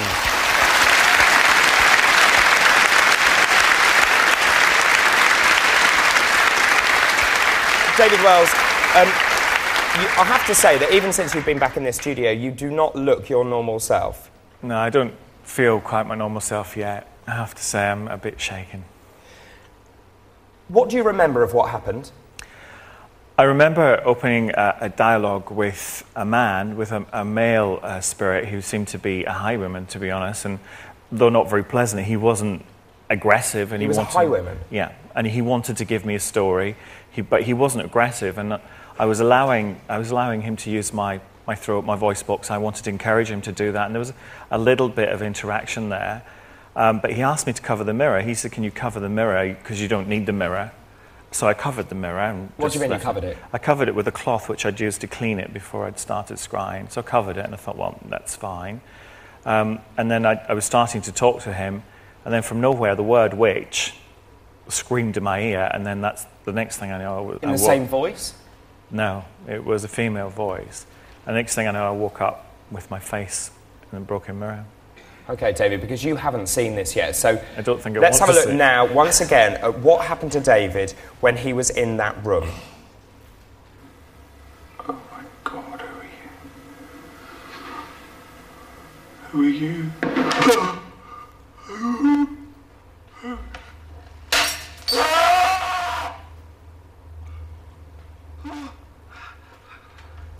You back, I don't remember any of that. How does it make you feel to watch it back? A bit upset, really. I don't remember any of that at all. It's quite shocking. And when you watch it back, what emotion do you feel? I feel quite tearful, but you probably didn't see, but afterwards I was in floods of tears upstairs. When you came back, you looked extremely drained. I still feel drained. I feel like I've been smacked by a truck. Matthew? Well, I think as I said at the time, it's such... it caught us all by surprise. As I was saying before, you're such a gentle person. It's not the kind of thing you would do. And I mean, you were not as if you're feeling as though you had to do anything. So I really don't know what to make of it. I mean... You know, there are I occasions... don't doubt it's a very genuine experience. I really can see that David is very disturbed by seeing it and experiencing it, and obviously there's a period there where he doesn't remember that happening. It's very, it's very difficult to interpret, and I think it's important for David to try and think about what might be happening there. I mean, I have to say, David, I do agree with Matthew there, because there are times on this programme where, we've become used to seeing the unexpected, and yet last night there were a couple of times I completely jumped in the air. And when I saw your clip back, it really, really unnerves me. It unnerves me now I've seen that, because I have no recollection. Just the second prior before you can, if something happens, you want to smash the mirror, or something makes you smash the mirror. There is a kind of something there was a bang or a click or something, and then you kind of jump. Do you have any memory of what that was, or by that then are you just completely gone?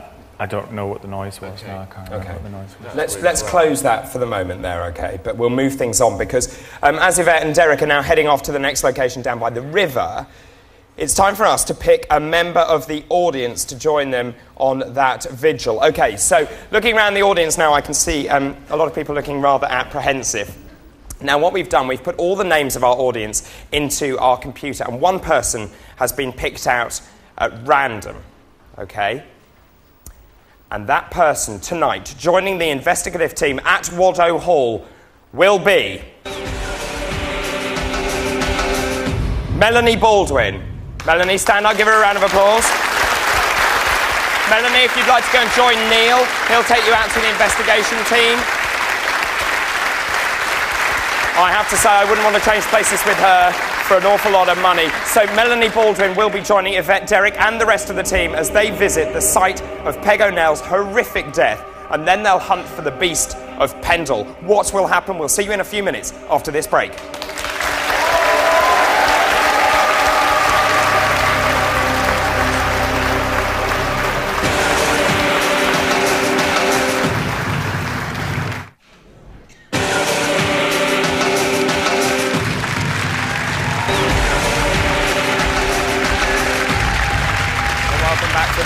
Last night of Most Haunted Live over Halloween. So much has happened over the last 3 nights, and tonight is no exception. Now, just before the break, we saw David Wells apparently communicating with a spirit that he felt was a highwayman. He was then in the middle of this communication when he then smashed the mirror on his head before he collapsed and was taken out. It was just extraordinary stuff. And the thing about where we are is this location is odd, because whilst they've been researching this location, our team have uncovered a startling take on the whole of this region, the Pendle Hill region, because in much of the literature about this area, there are references to the ley line activity. Now, as you probably know, ley lines are thought to be ancient lines of energy which connect old sites like stone circles and burial chambers. So what we thought we'd do is have a look.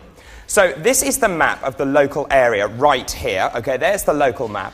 And then if we put on there the nearest ancient sites, there they are.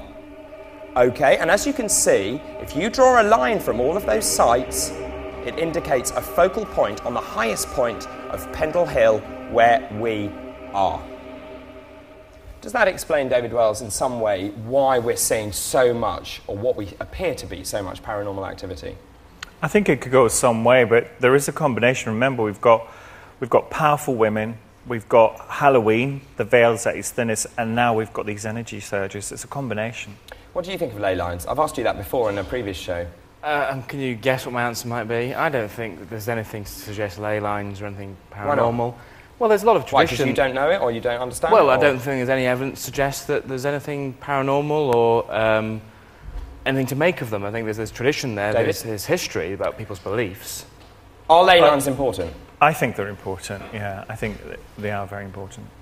Okay. Do you feel, though, that it's the culmination, as you were saying, the ley lines and also the culmination of the sort of people that they seem to be encountering? It definitely is. It's like a great big sort of cosmic soup. Sorry? It's like a big cosmic soup. Okay. And I have to say I'm surprised that we've reached this point tonight, because I thought nothing could beat last night, and yet what we've seen tonight I think is incredibly intriguing. Would you not say, Matthew? It is, again. I think the most startling thing is what we saw with David, because that was so out of character. There's other things happening again, and it does feel as though the things are building up.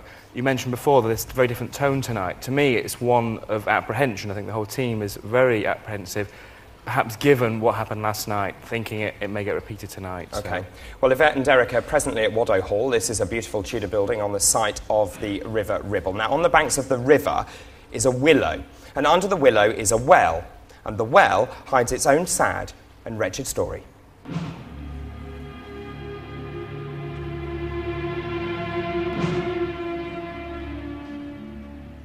Between the house and the notorious River Ribble, Peg O'Neill's well lies hidden beneath the branches of a sinister willow. It was here that some say Peg met her grisly death. Her crying form is often seen on the river, and lights and sounds hover near the well. The legendary headless statue which stands next to the well is said to move and change colour. It seems Peg O'Neill is still angry.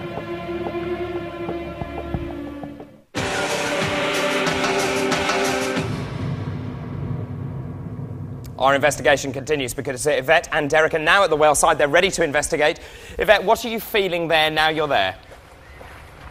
Well, it's funny, we're actually here down right by the well, and it actually feels, it is very spooky down here. Normally when you're outside, you don't feel as worried, no. But we are all quite worried around here, and I can't put my finger on why.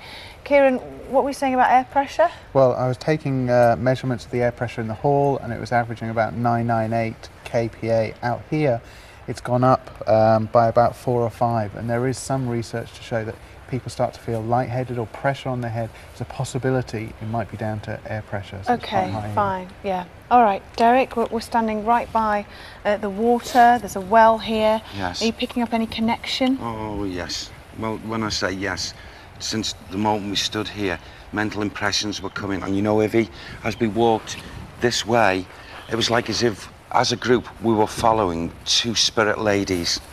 And the two ladies, at times, come here in conference.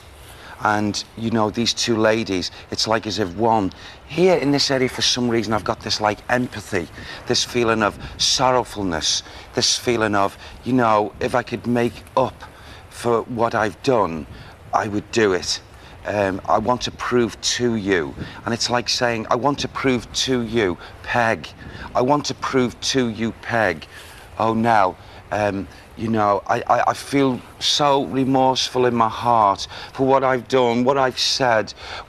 It's like as if she's blaming herself. She's blaming herself. Who is it? Who is this person, please, that's blaming herself? It's the mistress. Oh, the mistress. It's the mistress. What's her name? Come on. Sam keeps on saying Mistress Starkey. Go on, Sam, give me a bit more. You want me to touch? Okay. What? What is it? Okay. It should be up. It should be taller. What? Yes. Who did what? Who broke it? Who took it off?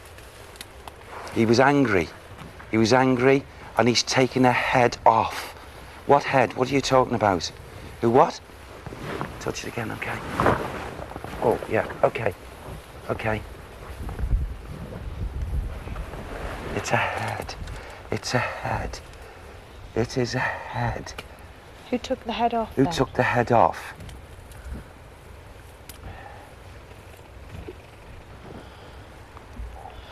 It was a man who was angry.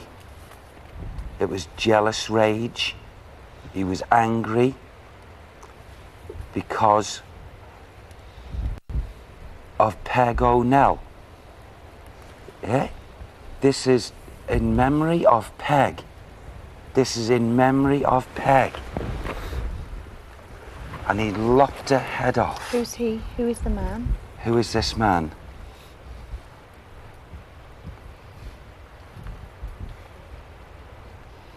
He keeps on saying, the master's main man.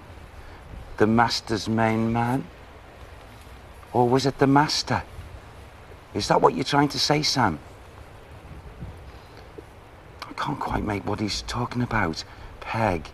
Peg, the mistress? The mistress had this in a remorseful way. to try and say she is sorry to Peg. To say sorry to Peg O'Neill. That's why she's sorry. Yes, she did learn the truth later. That no, Peg was not with the master. When she found this truth, that remorse came to her heart and her mind. And she had this built in memory of Peg O'Neill. Okay. When was it built? When was it put Yeah, here? when was it put When here? was this built, please?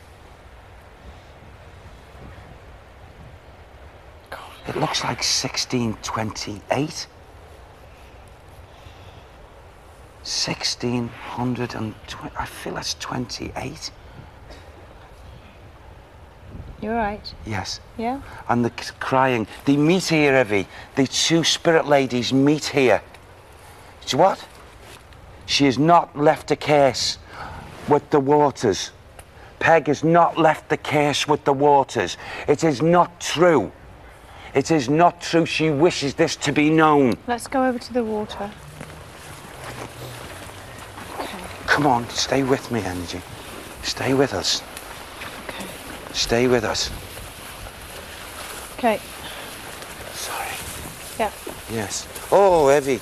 Are you all right? There are many people, many souls have gone into the water, and it is not because of Peg. It is not an offering. It is not Peg. She wants this straightened out. Bless you, love. Bless you. Come closer. She's with us. Is she? Yes. And she wants it cleared. This case, it is not so. It is not so. Where is she? Please tell she's at the back of me. Where? Just right here. Here. And can I bless you? And she said, it's not so. Please, you people. It's not so. I did not. And they did this every year, plus the 7. Every year, plus the 7. The 7, no. People who lost their lives here in water was when the floods, not me. The floods took them away. The floods took them away. Is she the pleased? monk. Is she pleased that you're saying this? Yes. She is? Yes. So it's out in the Please open. tell the people. Please tell people truth. Please tell people truth. I walk here.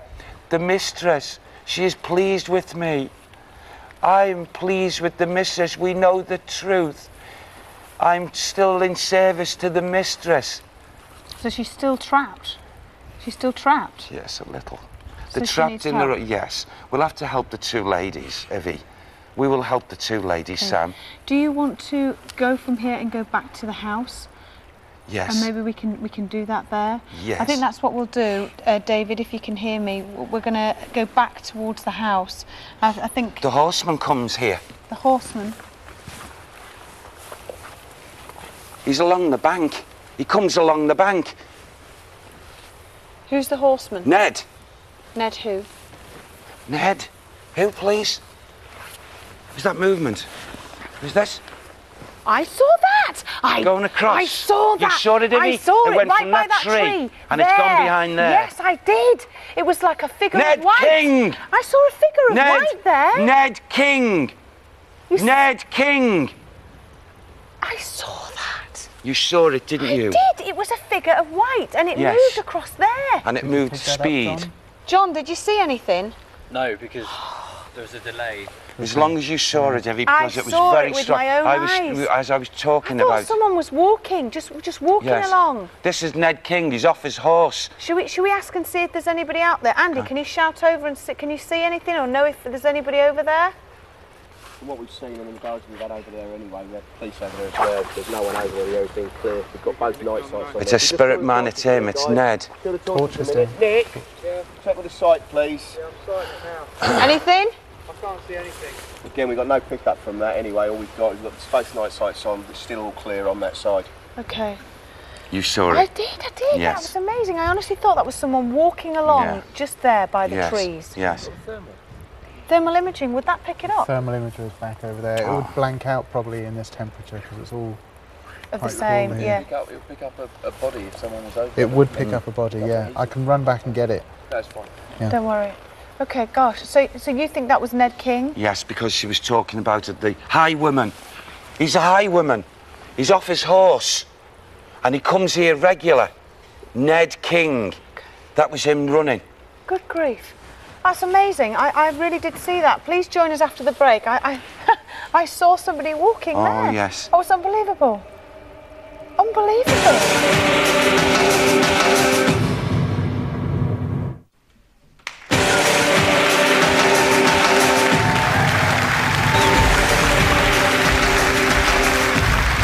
Welcome back to the world's largest live ghost hunt. This programme has really caught your imagination at home. Thank you for all your emails and phone calls and so on. Extraordinary stuff that you're coming up with, and also what our team is coming up with here. I want to pick up very quickly with you, David Wells. In the master's room, which we just saw, when they were moving the glass around with the words, what came out very clearly was that this name, Anne Shepherd, and what I found really interesting, Anne Shepherd indicated through them that she meant to hurt you. Right. Well, she got in because I was concentrating elsewhere. But, you know, if she ever tried it again, believe me, I'd be ready for her. OK. But so you feel that there could be a possibility that Anne Shepherd was the person who made you smash that mirror? Yeah, it was odd. Derek said, I think he actually said, she's going to get someone. And then as soon as he said it, apparently it happened. Matthew Smith. Well, that, of course, could be coincidence. I mean, so that in and of itself isn't particularly striking. It's an odd coincidence that Derek says someone's going to get someone and David just randomly smashes a mirror on his head. Yeah, it's a coincidence. That's simply what you've got, is a coincidence. It's what's most odd is the fact that David, under any conditions, David smashing a mirror on his head, I think it's bizarre. It's unusual, really. Especially when you see him doing it. Looking back at the last sequences we've seen there, one thing I think is noteworthy, whenever Kieran tries to push Derek on, can you give us the first name of Mistress Starkey? It's changed the subject onto something else, and because this isn't a name that's actually is recorded, so it's not as if he can produce that information. What, the Anne Shepherd bit are you talking about? Well, this is the Mistress Starkey. OK, for the first name? Yeah, for the first name. Whereas if he really was communicating, surely he would be able to just say what the first name is. Good point, maybe, David Wells. So that leads me to be rather suspicious. It may be a good point, but perhaps when Derek's communicating, it's coming so thick and fast he doesn't even hear Yvette, to be honest. OK, and what about these words that were on the table? Why wasn't that seeming to work? These were old Lancashire words, weren't they? Yes. I don't know, she seemed to me like she was playing with that glass. Sorry? She seemed to be playing with them. That's very much the feeling I got, actually. Let's go and ask the historians, because what about this statue? I was really transfixed by that. Just tell me, Richard Jones, the story around that statue. Well, the statue's got vestiges of Celtic river worship. Basically, the statue probably came from either a local monastery or a local church. And with the dissolution of the monasteries was then brought to the area there, stood there. But the statue then became, if you like, the personification of Paganel. And whenever, for example, families around there, the Starkeys in particular, had any bad luck before them, it was always blamed on the statue. So the tradition is that one of the Starkey family then knocked the head off the statue. The statue went elsewhere. And supposedly this curse carries on until the head is brought back. And this is a 7-year curse which Derek picked up on. This is a 7-year-old curse that the river will claim a life every 7 years. And if it doesn't get a human life, there is a tradition that they will leave a cockerel or a hen in Paganel's room in the house until that time. Fascinating stuff. OK, it's time to join Yvette, Derek and the rest of the team right now. Hang on. OK, well, we're here in Crag Woods, and basically there's a river, as you can hear, it's running quite quickly by the side of us. We're going to walk quite slowly, and I'm just going to keep my eyes peeled because I know for certain that I saw it was so clear. Absolutely. So clear. It was. I honestly thought a member of the public was walking on the other side of the river. We'll just clarify as well, because on previous investigations we've talked about this corner of the eye. And it wasn't that. No, it was definitely not corner of the eye. I had my head and it was vump, and I saw it straight away. Picked up my torch and I actually and then it just disappeared. Okay. But it was white and it walked across. It was really, really odd. I was looking at that seconds before every direct, not out of the corner of my eye, and that's when I said, do you see that? And Ivy said, yes, I saw it very clearly. Yeah. And it was a white figure. Yeah, it was. Wasn't it, Ivy? It was. I think that's the first time me and you have actually seen something. Yes. Ever. Yeah. Together at It the is. same time. Yeah. Now these woods here are renowned for many people seeing things. Yes. Can you pick up on anything as we're walking along here? Yes. You know, along here, I feel that what you've just said now, manifestation has and does take place on a regular basis right up to the present day. This atmosphere here is a mixture from the residual what's coming through here. I mean, there is a lot of misery here. There's a lot of torment. I feel maybe it's born out of a lot of souls at times who've actually lost their lives in these waters. And also, I feel as if there's a lot of scurrying going on in these woods. A lot of scurrying. I feel as if, you know, also what's coming to mind here, Ivy? It might sound absolutely ludicrous and strange, and I don't know why it's coming, but it's coming from the residual energy. It's like as if I'm getting a group of men, okay? And these men seem to be gathering together in a common purpose, and they're talking, they're whispering, and they're grouping down, and it's like as if they're wanting to hide something. Now, I don't know where here, but it's like as if they're hiding stuff. There's something as if they want to hide, and they come together. The only way I can describe it is if, like, they've stolen or they've taken stuff, goods and what have you, and they've come here to hide things. So when you talk about this person before, yes, Ned King, is he connected to these people? It could quite possibly be. It could be like loot, what have you. But you see, it's not just like Ned King. I'm getting like a group of men. What time period are we talking here? Again, we want to. I'm going back hundreds of years, although I'm not getting told by Sam out here. But again, I know we keep on talking about, you know, 1600s and something. Looters, pillagers, killers even. You know, it's like as if they take people's goods and hide them and what have you. I'm also getting this, you know, I get this very strong again, this man on horseback, and he's up and down, thud, thud, thud. I'm also, I talked about this condition. It was coming behind me earlier on, and then it faded. And what it was like a very large dog, almost wolf-like, a very shaggy coat, and he's bad. He's evil. He's evil, this dog. Who does he belong to? He's been summoned. He's been brought into the atmosphere by Shepherd on this occasion, but has brought another beast. And these beasts are not of this earth. And they've been brought into this atmosphere, and they are evil. They would have no remorse, nothing. They would kill. They would kill for this woman, these women. Also, the dog is not belonging to Anne. She's brought them along. She's brought the two of them along. Are you picking this up on residual energy? Yes. So are there any presence here now in this where we are at the moment? I feel that she actually has followed us out, but I feel those ladies, those horrible women, those witches from the previous evening, one there. Who? Say her name. Is she around?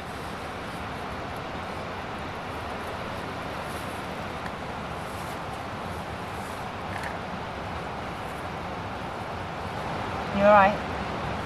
Yes, I'm okay. Yeah? I'm just trying to get them to give me this one. She's only a young woman, a young witch, but she's evil, she's very powerful. Her mother Elizabeth is proud of her still to this day. They come even into these woods. Who is she? Who's the woman you're talking about? Oh, God. Oh.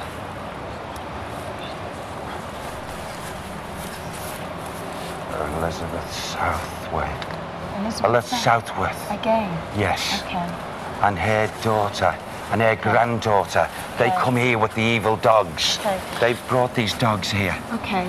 What we're going to do now is we're going to leave this area now, Derek. Yes, okay. We're going to go back. What we're going to do is we're going to leave. We're going to bring our audience member with us who's been with us. Are you okay there?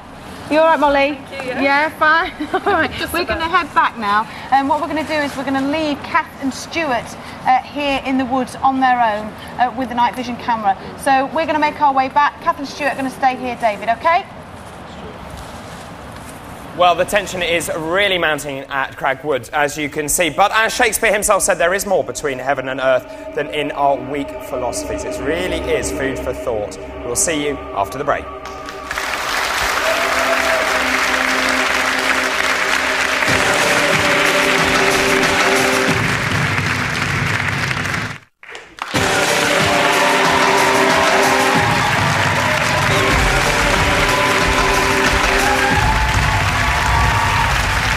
Welcome back to this, the climax of our investigation. It's the final part, our night 3 of our investigation here at Halloween. Now, it has already been the most successful investigation so far, and it's caused many cynics to rethink their take on the paranormal. But before we talk to our very own cynic, David Wells, I just want to pick up on what Derek was finding there in the woods.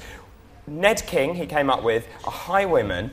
You said that before you smashed the mirror, that you had actually encountered a highwayman. That's right, that's absolutely right. I just started a dialogue with him then. He wasn't particularly pleasant, but then he wasn't really evil. And earlier today, you also went into those woods. That's right, and picked up, I think, exactly the same spot for the highwayman. You picked up the highwayman, but did you pick up this Elizabeth? He mentioned Elizabeth Southworth, they said. No, I didn't. And what about the dog that they found? No. Okay. Now, when they were in the woods, Matthew, Yvette feels very strongly that she actually saw a figure near the tree. Yeah, again, I don't doubt that. I'm sure she did see something. It would have been great if more people had seen it, of course, because there was quite a large crew there, so you would have expected, if there really was something there, that more people would have seen it. Only, I think, Yvette and Derek says that he saw it as well.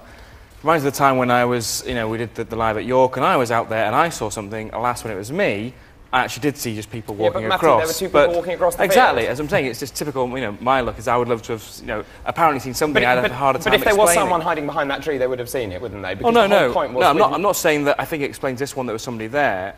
It's just my luck that when it was me seeing something there, it turns out to be people. Here, it suggests it's not people, but was it just the trick of the light? Was it just something Yvette and Derek thought they saw? It would be more impressive if maybe the whole crew had seen something. OK. Historians, just picking up on that last location there, what about the historical detail of Ned King, this highwayman, Richard Felix? Yeah, absolutely correct. Ned King was around. He was executed in 1781. He was in cahoots with someone from the local pub. He was gibbeted and left. His bones were left to bleach for a long time, and there is a possibility because of that, because he never had a decent burial, that his spirit, his ghost, still could be roaming. What about this black dog? Well, interestingly enough, one of the things that came up at the Pendle witch trials was that Alison Devises did say that she had a black dog who was her devilish familiar. And one of the things that John Law mentioned when he said he had the stroke was that when he came round, he saw a black dog snarling over him. Love it. Thank you very much for the moment, gentlemen. OK, let's go back and join Kath and Stuart. As you know, we left them at the location. How is it going there, guys? Not nice. What's happening, Kath? No, it's not nice at all. Well, there's just me and Kath at the moment. We're going to stand there now and do a bit of a visual and ask out and see if there's the Beast of Pendle and see if the highwayman's around as well. So me and Kath are just going to have a bit of a wander now down the embankment and see what's available. OK, Kath, how are you feeling? I'm terrified. I know I'm petrified as well because I've still not got over last night, so should we go off? Well, OK. Okay. Right. Come on. Are you sure? Yeah, you okay doing this? Yeah. If you're not, say so, we can No, stand there. I can Yeah? do it.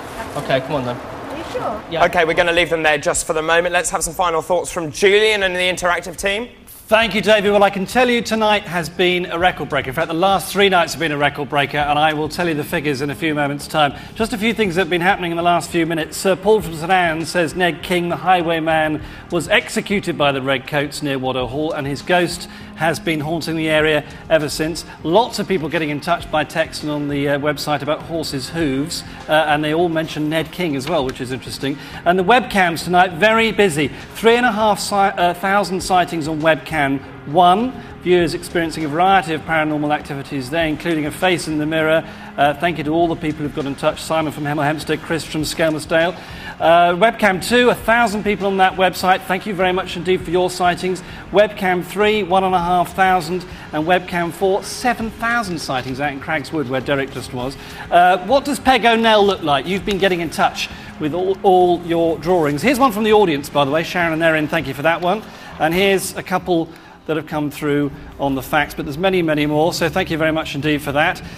Well done to our competition winners, Maggie Anderson, Matthew Townsend, Julie Walker, Louise Bates and David Thompson, all coming to Most Haunted Live on the 14th of December, and I'll tell you, 200,000 interactions in the last 3 days. That is a record, ladies and gentlemen. Thank you so much to everybody who's done that. We'll see you next month. David. Thank you very much indeed. Well, the time has now come to welcome back our troops on the ground. There are brave paranormal workers in a very cynical world. Ladies and gentlemen, it's Yvette Fielding, Derek Okora and Kieran O'Keefe.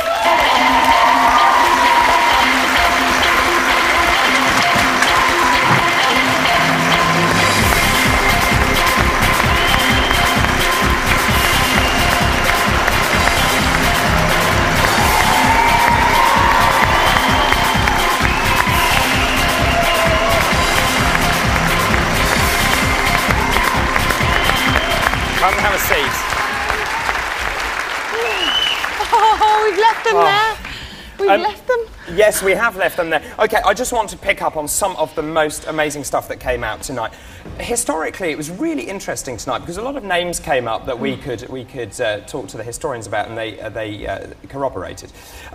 What was it like for you, Yvette? For me, it was a total contrast to last night. I mean, I think there was a different feel. All the crew were very, very nervous. There was a completely different atmosphere. It was almost like we were all waiting for something to happen. And then, of course, when that awful thing happened to David with the glass... What did you make of that? Well, of course, all I could hear, I could just hear it in my earpiece. I couldn't see, obviously, anything. But it sounded so awful. I've not seen it yet, so I haven't a clue. And also, for me, that I'm really chuffed about is actually seeing a white figure at the same time that Derek saw it. And you're sure you saw a figure? I absolutely 100% saw. I thought it was a member of the public walking on the other side, and I turned my torch on and it just disappeared. Matthew thought it may well have been a member of the public. No, I didn't. I was just saying that it's... I think again, you've misrepresented me there, David, is the fact that what it is that it's just typical that... Or it's a shame, rather, that more people didn't actually see it. I mean, Kieran, were you looking out in that direction? I wasn't looking at that particular point. Derek was actually talking. I was focusing on Derek, so I actually had my back to the other side of the river. Let me just ask Derek, what did you make of tonight? Because of all the things that came up, there was incredible detail in there. And again, the same names that came up last night. And you mentioned they were travelling with you as you continued your investigation. Absolutely, David. And also added, Sam had warned me about this earlier in the day. He said they're going to be added to, with other people connected, definitely with witchcraft, and especially one that I know did this terrible thing or tried to do to David and Red Fern. But that was where the name are those given spirits to me. now? Did you leave them there? I left them there. Whether they've decided to, I'm not aware of them being here with us at the moment. But no, I don't think that they will come back and follow us now. Kieran, what do you make of the investigation tonight? This evening I was actually overjoyed with the way the investigation went because, like Yvette's saying, it was dynamically just very, very different from yesterday. And I was a little bit concerned going into this evening's investigation, everybody would be really, really jumpy. And we kept on saying every now and again, right, take deep breaths, calm down, you know, and everybody kept very, very level-headed, but apparently still phenomenal. Well, it really was an amazing night. Have a look at some of tonight's highlights. Oh, God. Oh, my God. What? There's an energy in this room that is not of this earth. The only way I can say it is like alien. Oh! Are you okay? Something just tugged the back of my coat. There's a group, there's about 5 or 6 of them. Okay. Cheers. Try and get it on. Drop his legs. Stuart's just been Okay, retching. we got him down. Oh my God! You know you. Come on, you don't frighten me, you bitch. Go for it. Oh, okay. It's you. Something just prodded me right in the back there. Mistress Darkyhead, she does not like me. Leave the home! No, you!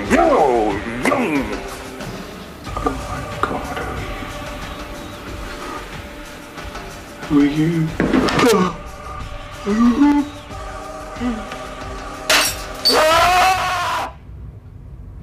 I saw that. You saw it, didn't you? I did. It was a figure of white, and it Yes. moved across there.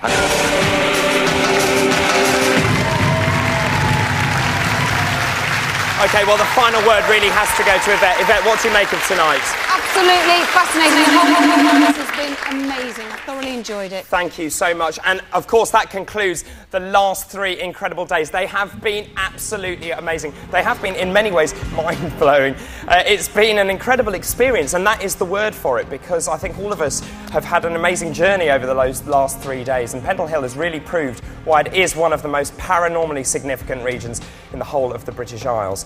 And also, don't forget, you can watch Most Haunted every week on Living TV. Yvette, where's the show tomorrow? In Manchester. Don't forget, 9 o'clock tomorrow night. 9 o'clock tomorrow. And of course, we will return with Most Haunted Live in December from the northwest of England. But all it remains for me to do is to thank everyone. Thank you to Julian and the interactive team. Thank you to Matthew Smith and David Wells, our historians Richard Jones and Richard Felix, and our investigation team and all the technical crew that has made this show possible. And of course to you guys, Derek and Yvette, they have been superb. And thank you to all of you at home, our audience at home. You have been fantastic, which is why this show is doing so well. It's been amazing. Thank you to all of you guys tonight. It has been a brilliant night. And that is it from the world's largest psychic hunt. So from all of us here, do sleep well, and we'll see you very soon. From all of us here, good night.